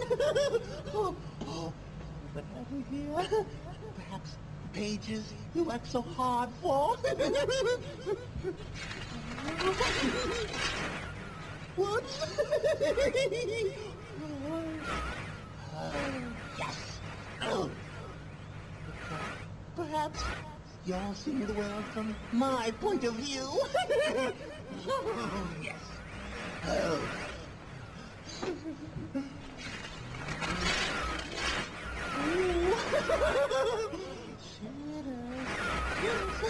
That's my brother. Oh, yes.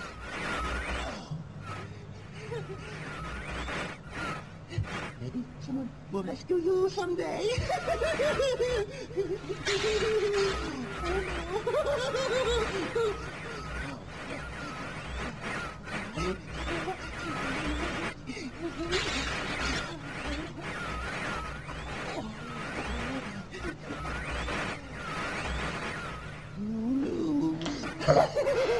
Hi, how easy. Don't worry, I did save.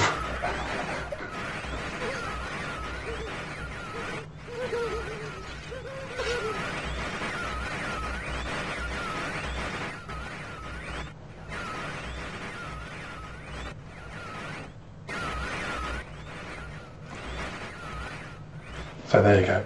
Who would have thought it? It was a trap from Aklar. I wonder what happens if we give all the pages to Cirrus. Let's find out.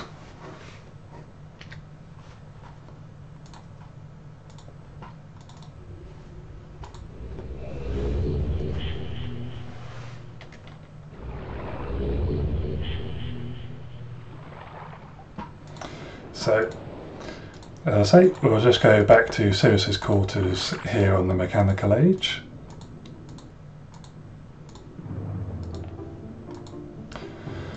And of course, all the clues that we found here have led us to the resolution that Cirrus is probably just about as much of a nasty piece of work as Aknar has been from the off. But it can't hurt to find out.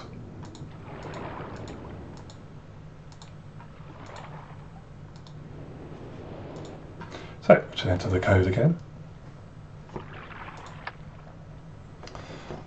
Remember what the pictures were.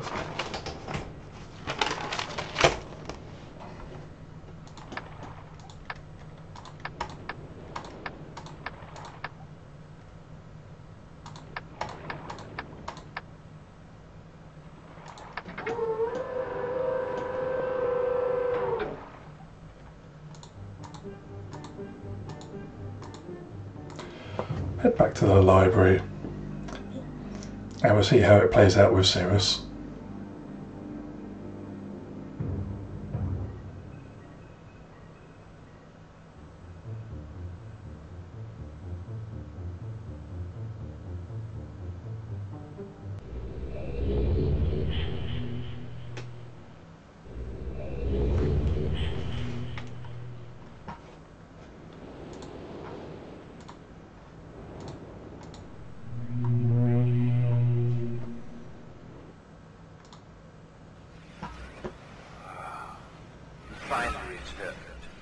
I owe you a debt of gratitude, for you have nearly released me.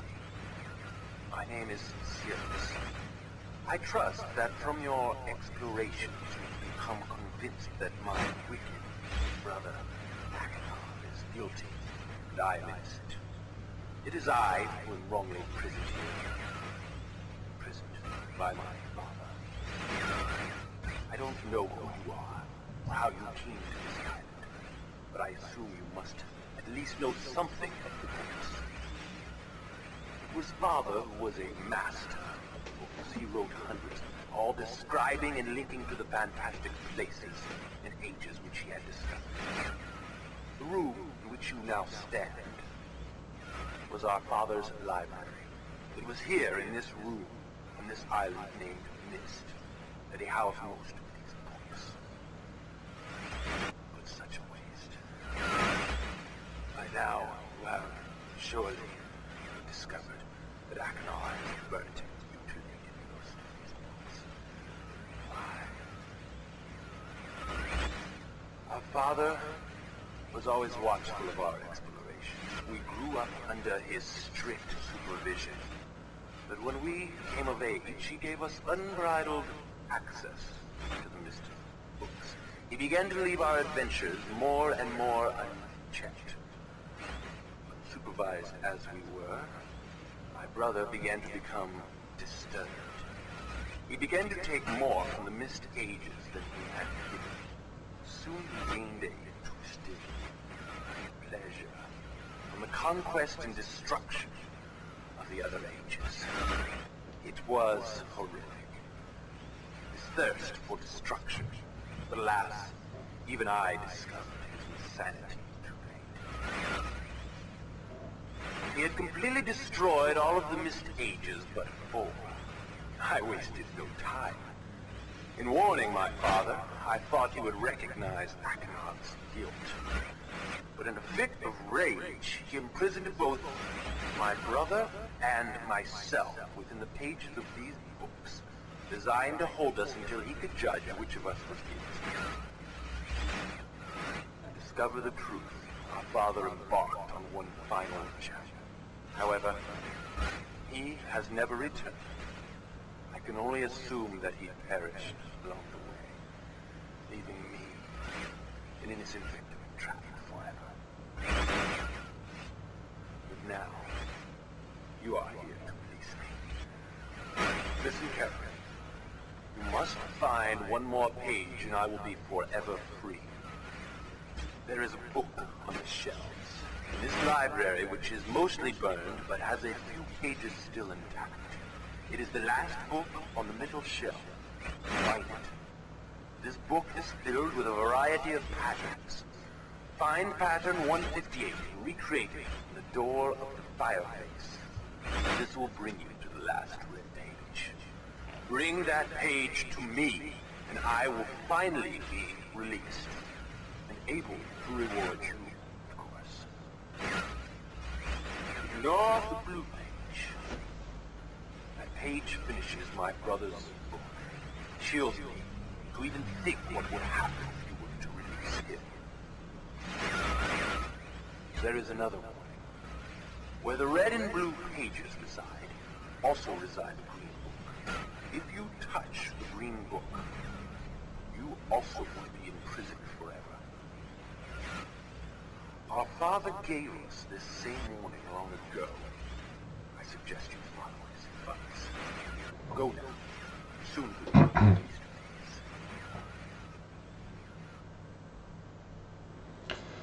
So we have Sirius there, not quite lying, but certainly admitting the truth. Obviously tells us of Achenar's actions, but not quite telling us of his own. But certainly setting up a lot of this, well, telling us a lot of the story there within the confines of what he's willing to say, but does tell us about the how him and Achenar have ended up in these 2 prison books where Atreus has trapped them whilst he's gone away to assuage their guilt. And so we don't need to find the puzzle combination because we already know it, so we'll head to the fireplace and enter in this again.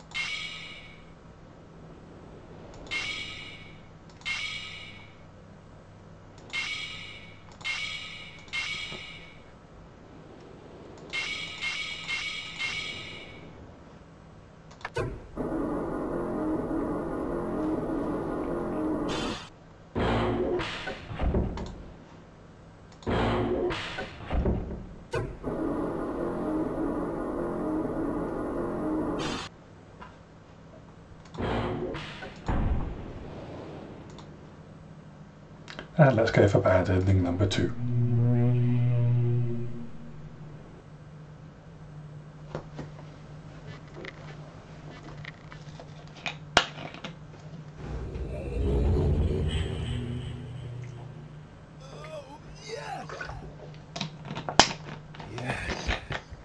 I'm free! Oh, thank you, my friend. My dear friend. You've done the right thing. You stupid fool! It looks like perhaps you're in the book now. And what have we here? A page. Oh no.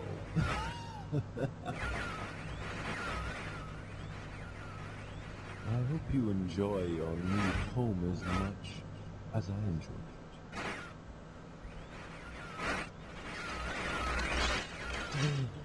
I can't see you. You're getting less clear. I hope you're in the boots.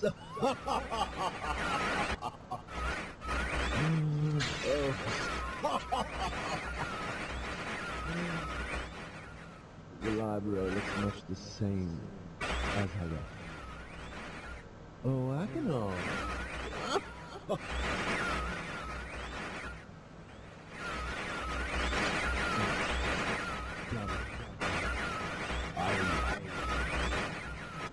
Goodbye.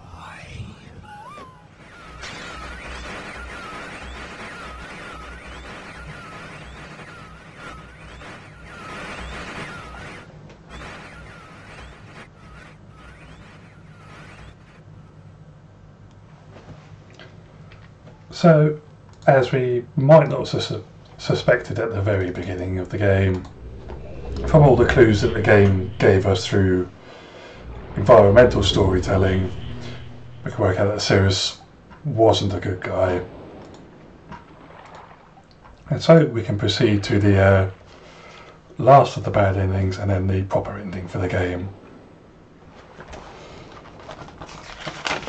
This will be the final time I need to enter this at least.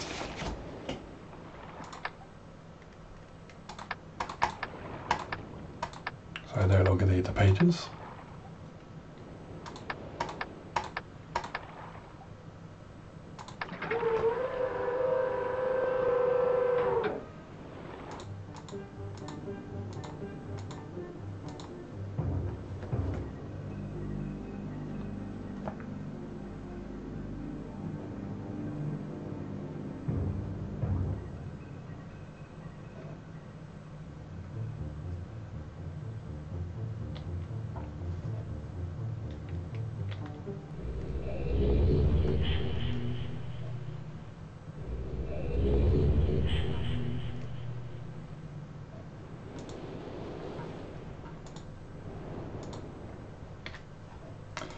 Just save here.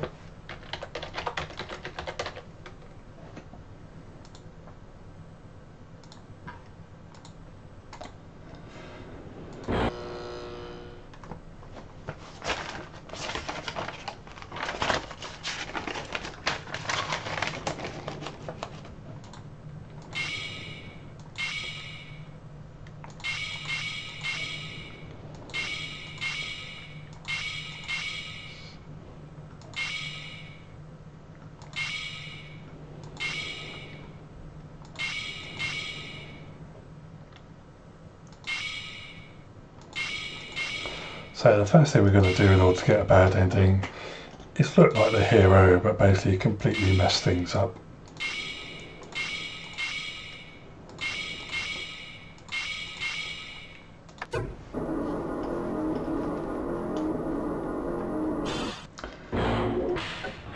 First off, we will click on the green book. And look, here's Atris, as played by Rand Miller. Who the devil are you?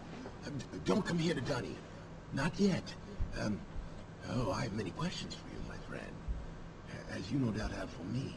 Where should I begin? Oh. Perhaps my story is in order. My name is Atris. I fear you've met my son, Cirrus and Achenar, in the red and blue books on Myst Island. In my library.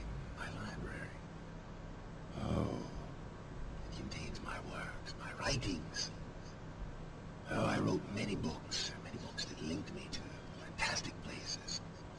It's an art I learned from my father many years ago. Oh, but the red and blue books, those were different. I wrote those books to entrap over-greedy explorers that might stumble upon my island of Myst. But I had no idea my own sons would be entrapped. My sons, Cirrus and Achenar, we had many journeys together. I gave them free rein to the books. Perhaps it was not wise. I could see the greed growing in them. I had not told them about the red and blue books. Their imaginations went wild. They dreamed of riches and power. Of course, they did not know the books were traps. They begged me for access to those books, and I, of course, denied them.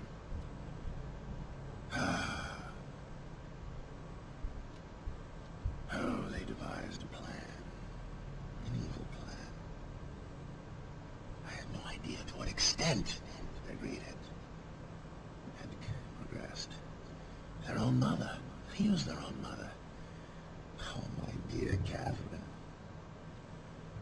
To lure me here to Dunny. Of course, I could return to Myst, except that they removed a single page from my Myst linking book. I cannot return without that page. You, my friend, can bring that page to me. Oh, I pray you believe my story above the lies that my sons have told you. If you could find it in yourself to return that page to me here in Dunny, I could go to Myst and bring justice to my sons for what they have done. I must return to my writing. I pray that you believe me. Please hurry. Bring the page. Bring the page with you. So what we're going to do is we're going to go in without the page.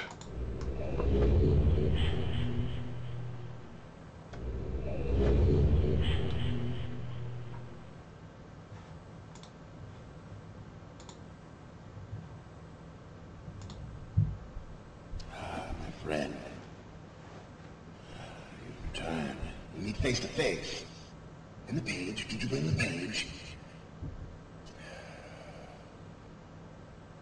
You didn't bring the page. You didn't bring the page.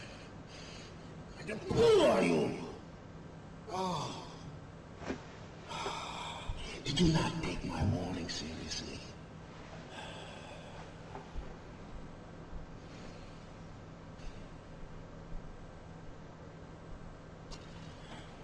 Welcome to Dunny. You and I will live here forever.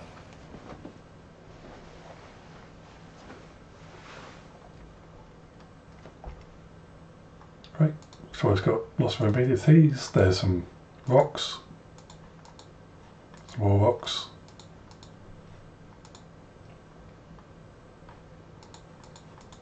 Some rocks, carved rocks. As you some rocks. But you get the idea. Right, so that's the final of the bad endings. So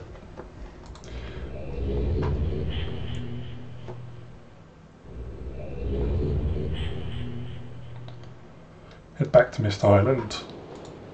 We should have all of these markers activated on the island now. There were some clue pages that we found around the island, which means that we should have all of the marker switches up. We now go to this final one here. We find a white page.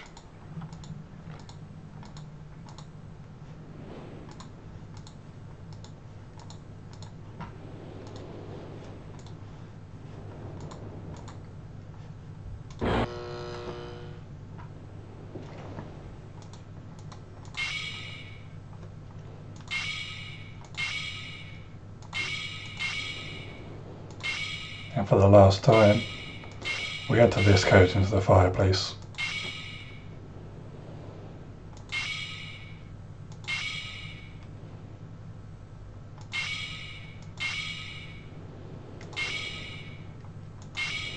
Nope.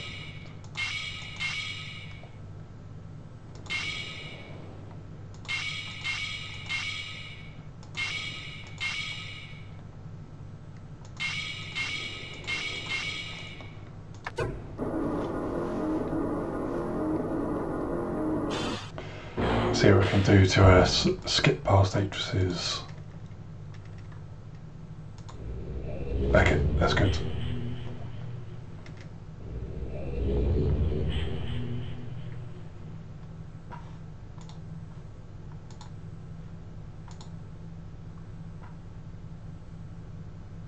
Ah, my friend.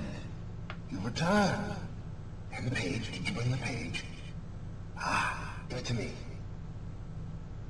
Give me the page. No. Please give the page. How much? The page, my friend. The page. Oh, fine. You've done the right thing. I have a difficult choice to make.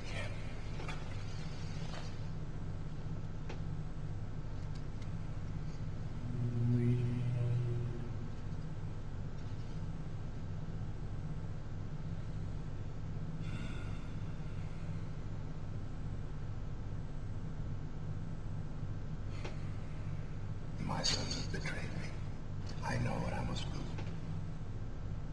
I shall return shortly.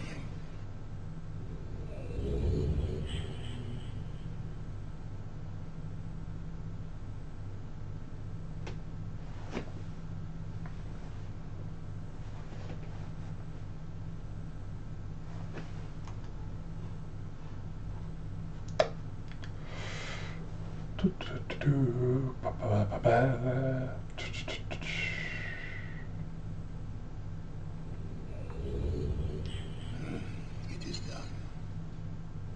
I have many questions for you, my friend. But my writing cannot wait.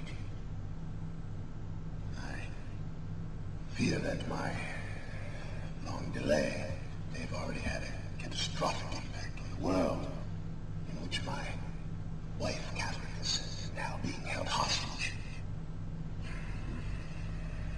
Oh. In reward, I'm sorry, but all I have to offer you is the library on the island of Myst, the books that are contained there. Feel free to explore at your leisure. I hope you find your explorations satisfying. You will no longer have my sons to deal with. And so we get to travel back to the island of Myst. We have one last look at the library, just quickly.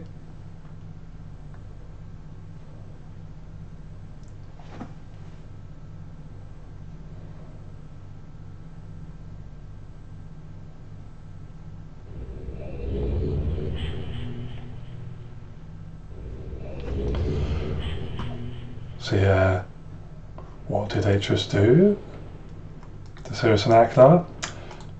He obliterated them. He didn't just keep them in prison. He smote them down. So, he may look like your kindly grandpa, but don't cross Atreus. And that is Myst.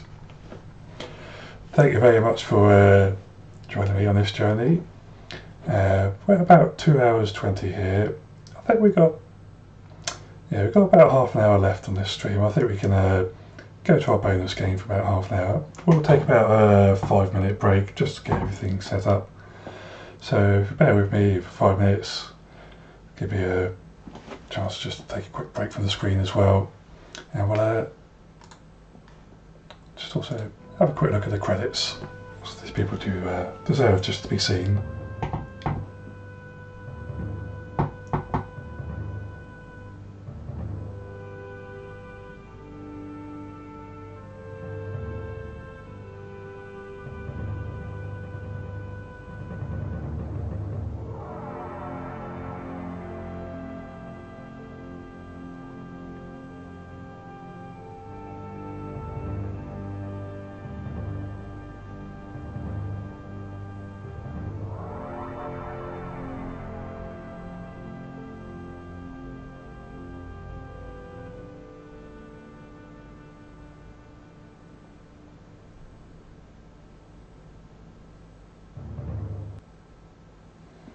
There we go.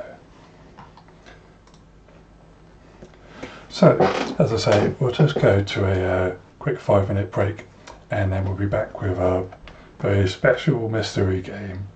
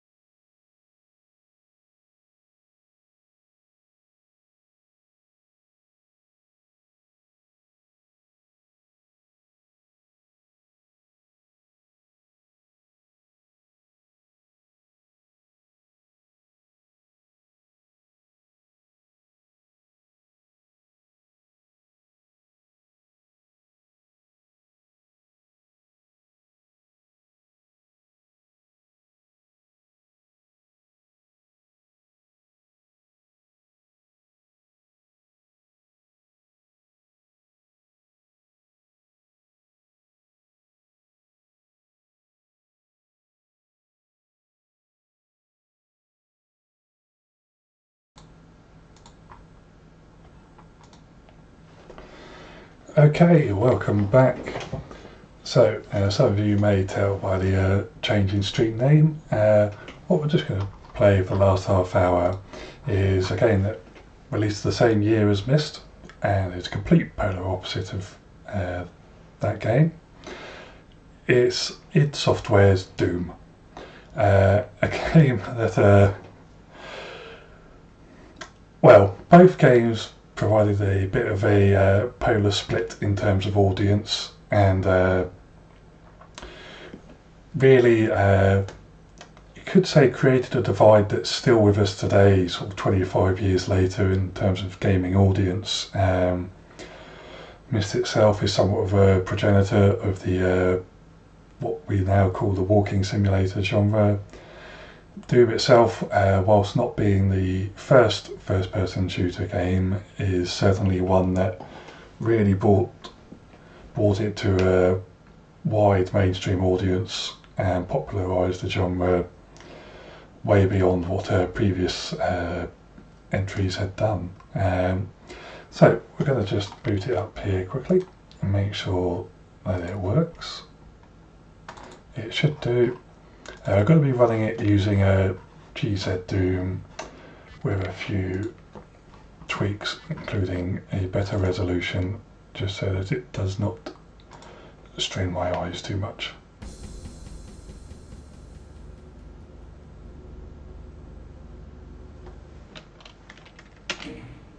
There we go. As I'm streaming, we won't go too high in difficulty.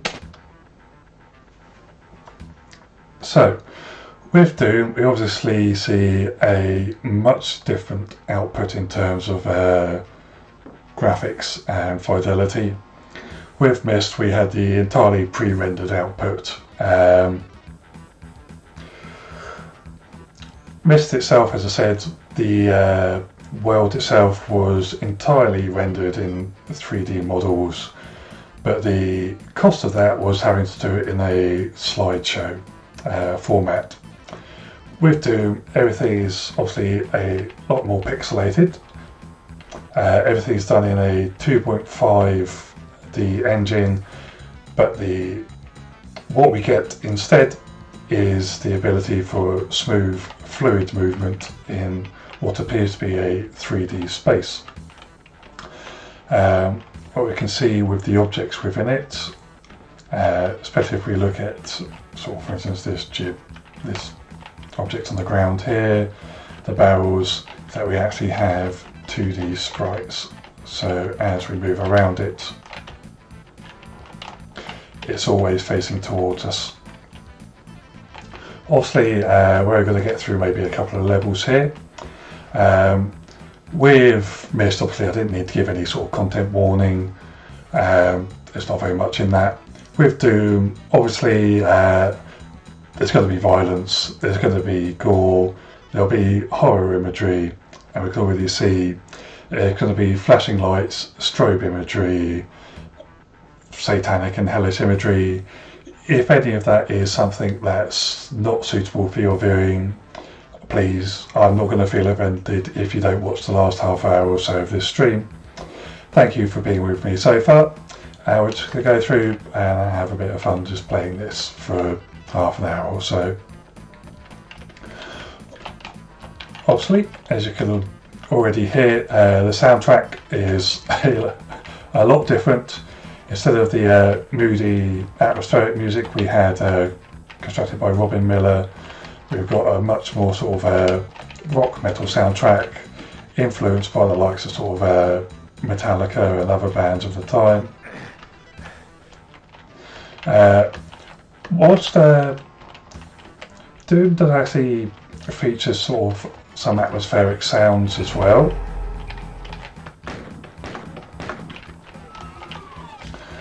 It's not to say that it doesn't feature sort of things that sort of present an ominous atmosphere.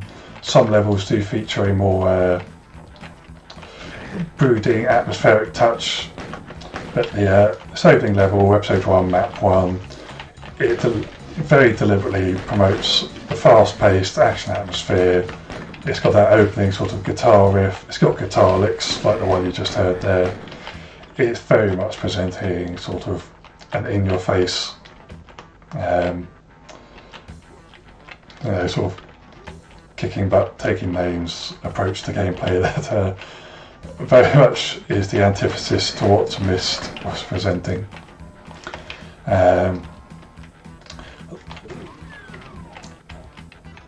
Id Software itself obviously gave us some very big names in game design, the likes of John Cormack, John Romero,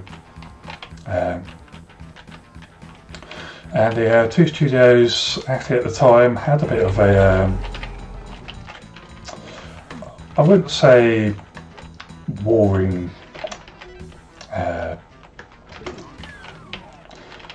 sort of sensibility towards each other, but they weren't on sort of what we say friendly terms.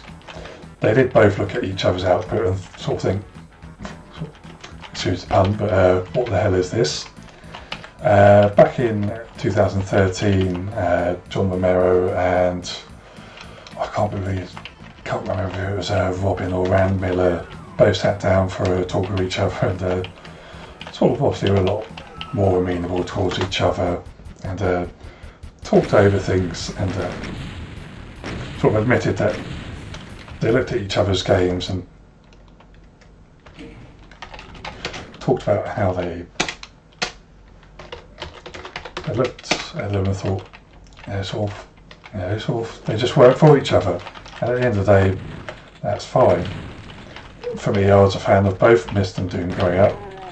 As mentioned in the first stream, the first computer I had back in 1999 was a 482 DX266, which meant it had a 66 megahertz processor, 16 megabytes of RAM, and a hard drive which was, I think at most, about maybe 150, 200 megabytes big, if that.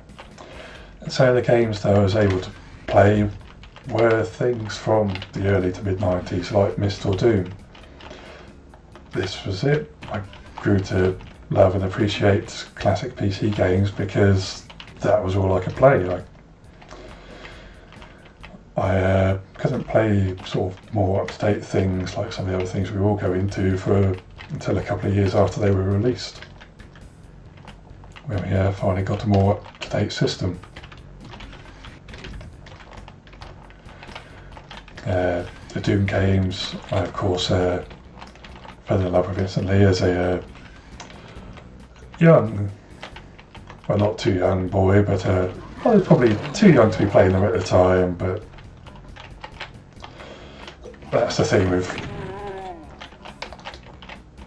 being a coming of age boy.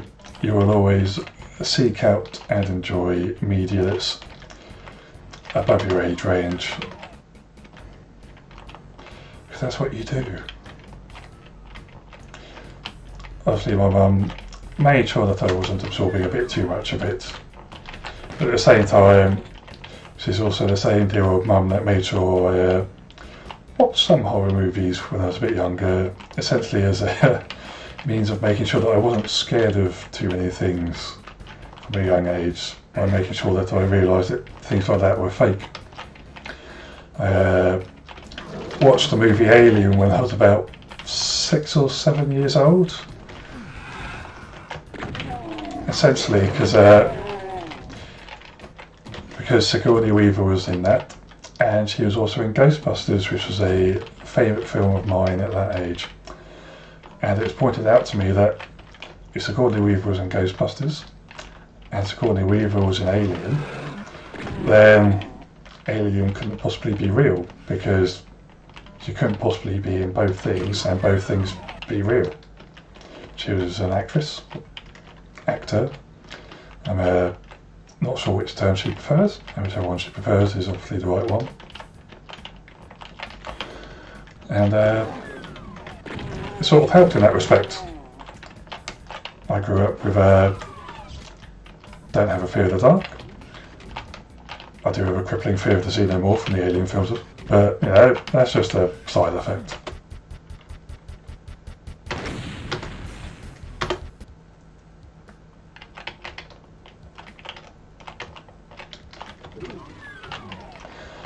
Another thing to talk about, sort of as the scene wasn't playing, the way that Doom works, as I said, is sort of is a 2.5D, not quite an illusion as such, but it's using sort of a distorted viewing effect to make it look as though it's 3D, which means that aiming wise, it means that if there's something on a vertical plane that's sort of above or below where you're actually looking at, it'll move your shot up or below depending on where you're aiming at. So as you'll see, despite that imp having been below where my shotgun's actually pointing at, it still allowed the shotgun to actually fire below me. Otherwise, it would make some portions of the game actually a bit impossible to actually progress in. And that's because of the way this is mapped. As you'll see, you know, it's got a horrible grayscaling there, but with the way the game maps out as well, despite the complex level design, no two parts of this game will ever overlap each other. So you may go up and down stairs, there will be elevators, but you'll never see a corridor go over another corridor. Again, oh, bother. I can't remember how to get up here from here. I don't think I do. Whoops.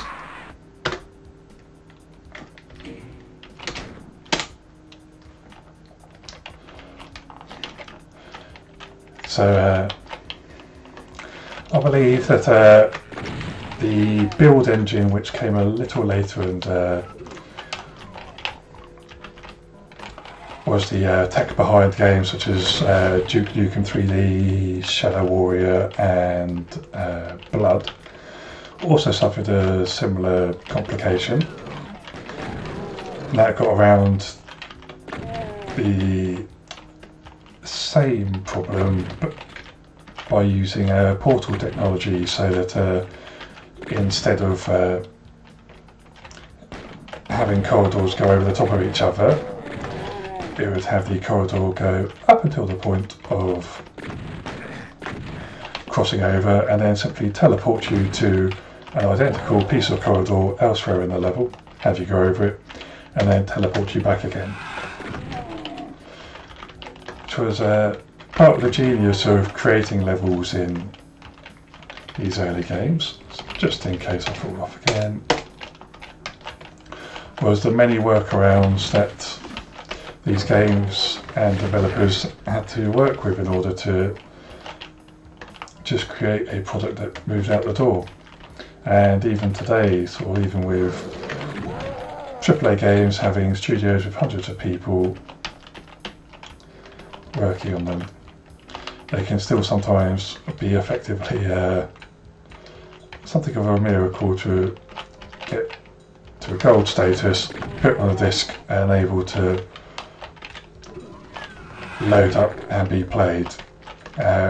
Quite infamously, Red Dead Redemption, released back in, was it 2010? Yeah, 2010.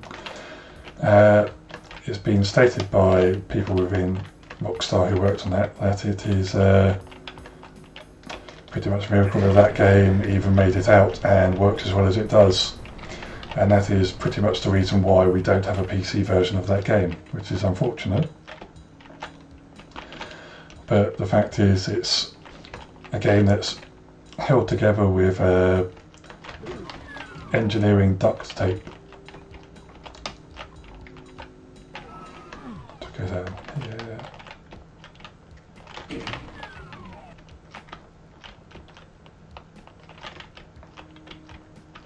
And again, you hear the music that's going on here.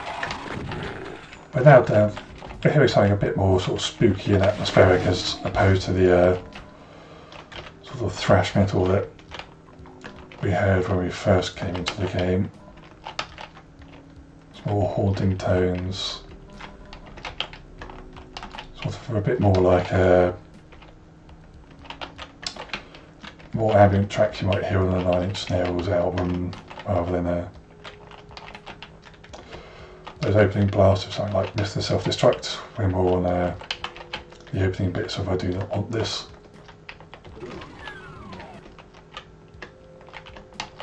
Of course, this coming out a year before the Downward Spiral, of course.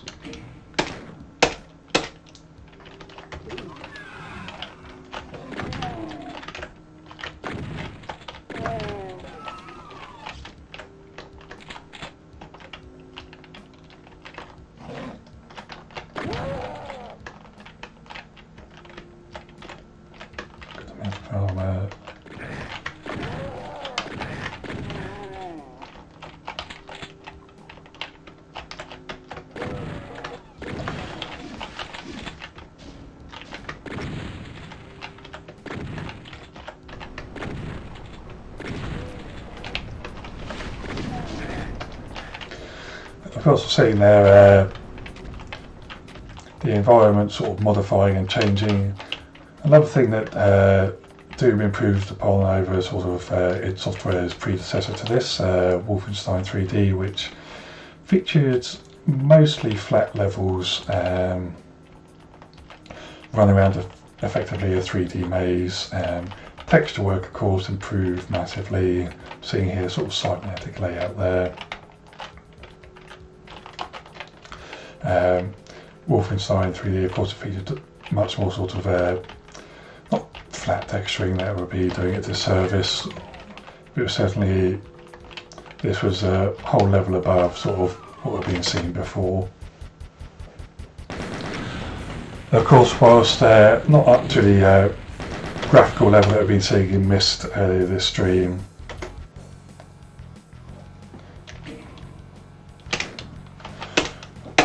it was certainly quite a comparison with Myst that had been released.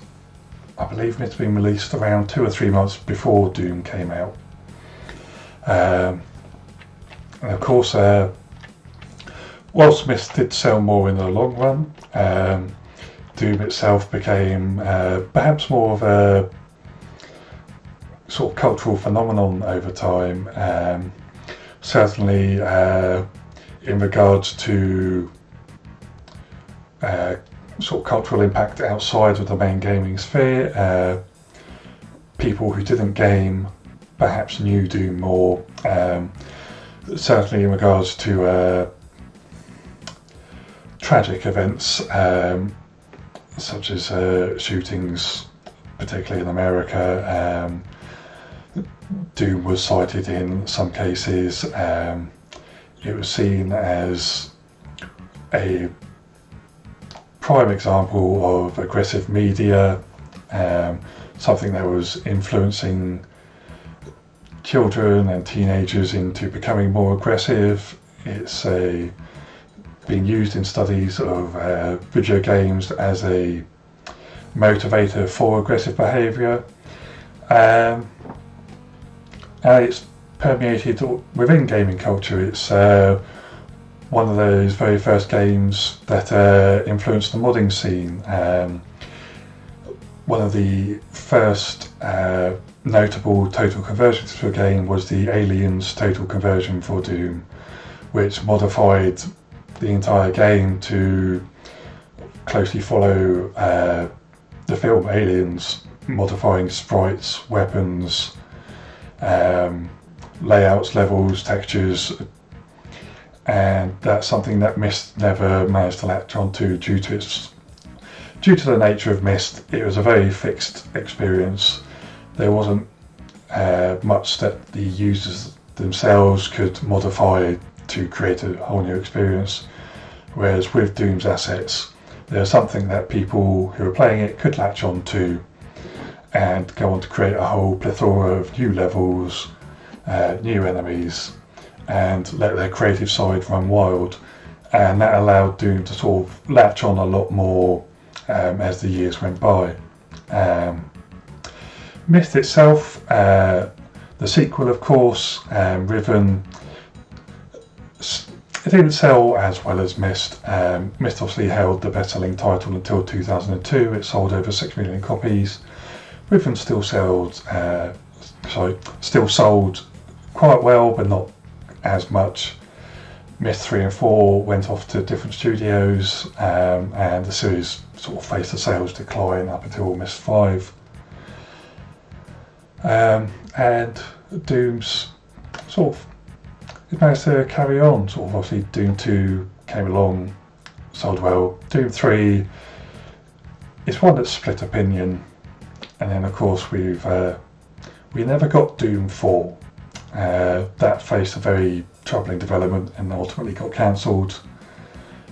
It was eventually left in a bit of a development hell, no pun intended, until we got Doom, the Rebirth back in 2016 with Doom Eternal recently revealed at E3 this year, 2018. Doom 2016 itself sort of returned back to the roots somewhat that Doom 3 had abandoned, being very much a run and gun shooter. Anyway, back to the actual game itself here.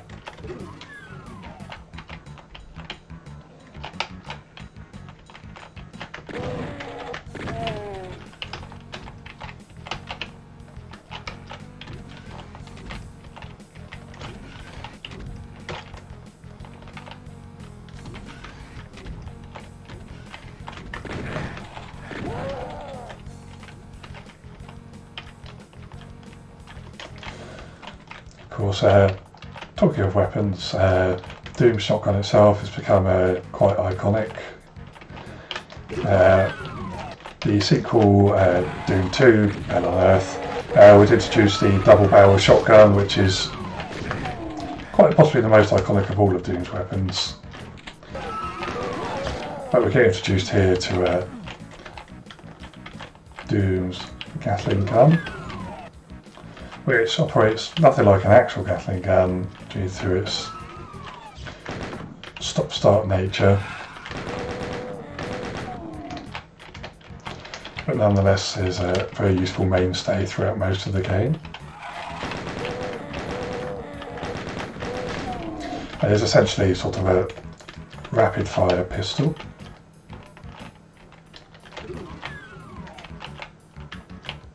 Can we get to the exit? Of course not. There's a gap. Oh yeah, I picked up the blue key, not the yellow one.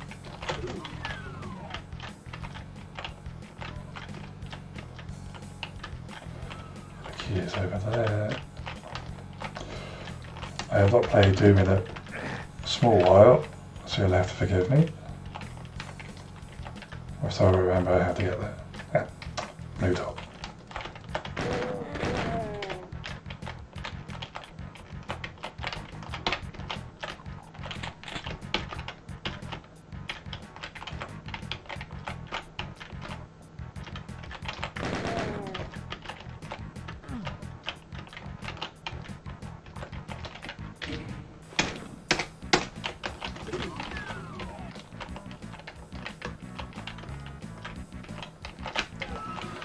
Of course,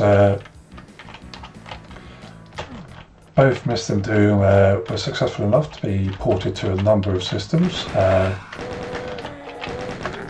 Myst itself originally being a Mac title that got ported to PC and a number of consoles. Myst got ported, Myst being a CD title, was ported to the PlayStation and Saturn. Couldn't make it to the 16-bit platforms just due to the nature of what it was. Doom, of course, managed to make it to the Super Nintendo. It was quite a surprising port for the time. It was originally believed that such a thing wasn't possible, and yet managed. Obviously, not quite the fidelity of the original PC versions, but nonetheless, quite amazing all the same. Some other console ports were not as great. If you can, I highly suggest seeking out the Digital Foundry Retro series. Featuring Dark One X's. Sorry, wait for that. Okay, featuring Dark One X, who goes into the various Doom ports that are available. Videos probably just under an hour long, but highly recommended as it goes into all of them, the various developments. It's really quite a read to go through. Sorry, quite a video to go through. You can find that on Eurogamer's Digital Foundry channel, and I recommend all of these videos really.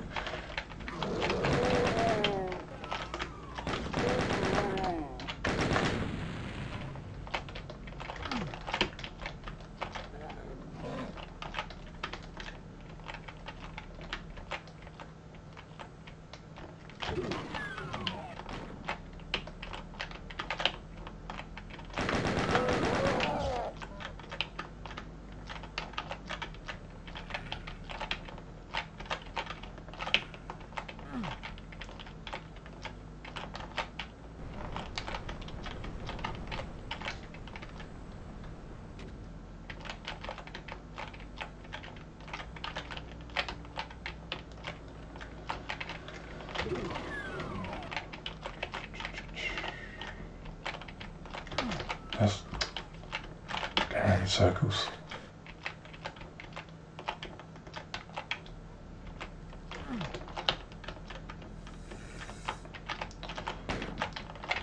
I blame this entirely on it being nearly 10 o'clock here and my brain going a bit fuzzy. I do apologise. Oh yes, of course I raised this up, didn't I? What a dummy.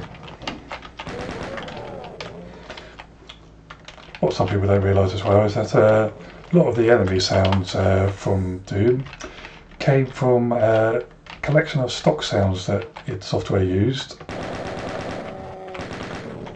which was a selection of farmyard sounds. So listen.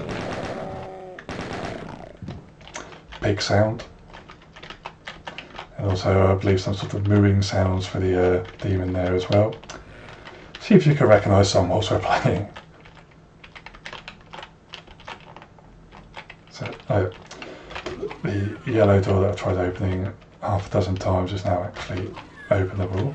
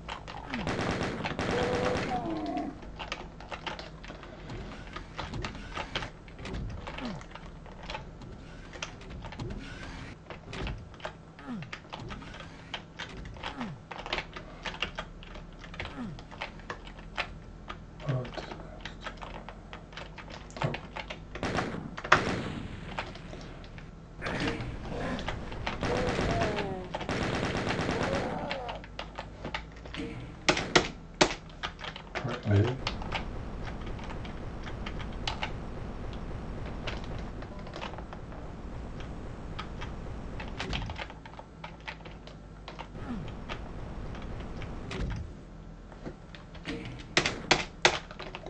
Yeah, our save's coming. What of it?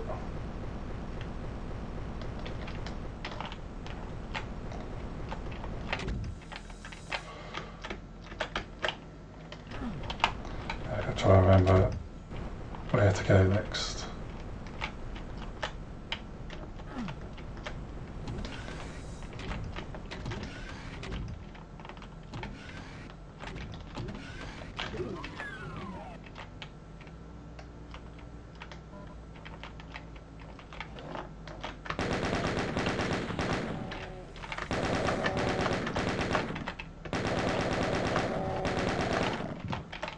Of course, another thing to discuss.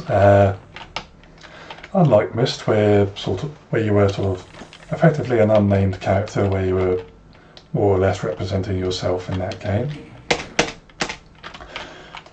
we get the very animated and, whilst not quite characterised as such, but you get what has become known as Doom Guy, or the Doom Marine, represented in the centre bottom of the screen,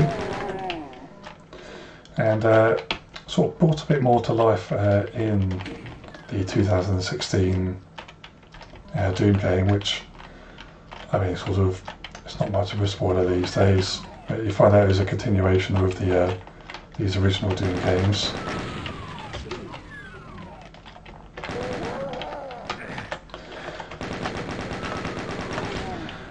And whilst I certainly do not recommend reading the Doom novelisations, they do try to give him a bit of a character there. And of course the infamous Doom comic books, where you'll find the oft-quoted meme lines of rip and tear, where the Doom guy appears to just be somewhat of a blood-crazed psychopath, which is exactly what the many lawmakers wanted him to be.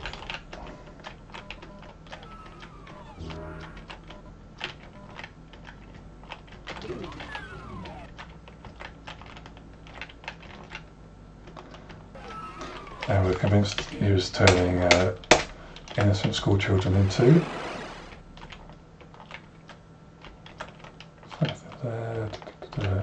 Right, I think this level mostly done. But obviously, finds a bit of a contrast there again to Myst. Myst was all about you exploring the world that the game gave you. Doom is very much, you are the Doom guy, you're exploring the story that there is. Obviously, I mean, Doom's story did exist for what there was of it. You were the Marine. The scientists on this base in Mars had been experimenting with teleportation technology, and all went a bit wrong, and they accidentally created a portal to hell, and they invaded. You were sent in to clear it up, and then that went a bit wrong with you clearing it up, and you went to hell because you died. And yeah, of course, the original bit of the story was included in the game manual back when those were still a thing, rather than a little bit of sheet of paper you'll get in the game case nowadays. Myst's story, of course, being a bit more sort of self-exploratory within there. But we're reaching the end of the stream now. I'll just finish off this level here.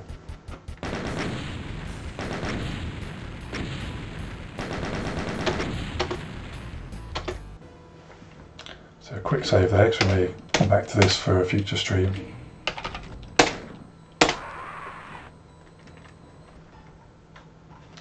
Just give us a nice picture as we're going offline. So thank you very much for joining me for this second stream. Got through the second half of Myst. Did a bit of a compare and contrast with Doom just for that last half an hour, just to sort of kick back and do something a little bit more brainless after some puzzle solving and having to endure the FMV railway maze of horrendousness. As I say again, just the unfortunate down point of otherwise what I feel to be one of my favourite games. The next game we're going to be tackling next week is going to be System Shock 2, a precursor to the BioShock games, which were a direct spiritual successor to the System Shock games. Some of the same people worked on the System Shock games that went on to BioShock, including most notably Ken Levine. Just got to hit that to stop the computer shutting down. So we'll be looking at that looking at some of the design decisions that went from System Shock into Bioshock and also into many other games that followed it. So that will be taking up the Tuesday and Thursday streams next week, and after that we'll be moving on to a different game for the Tuesday stream, and then continuing System Shock 2 until its completion on the Thursday streams after that. And I think the general idea will be some form of click and point adventure game or puzzle game for the Tuesday streams, and a more action focused title for the Thursday streams, just to make sure there's a bit of variety heading onwards. Thank you very much for joining me for today, and for anyone watching this in the future, the date at time of recording is 26th of July 2018. The Great Nuclear War has not yet occurred, so if you're watching and it has occurred, keep warm, stay safe, and watch out for the giant radioactive seagulls. Thank you very much. Thanks for watching.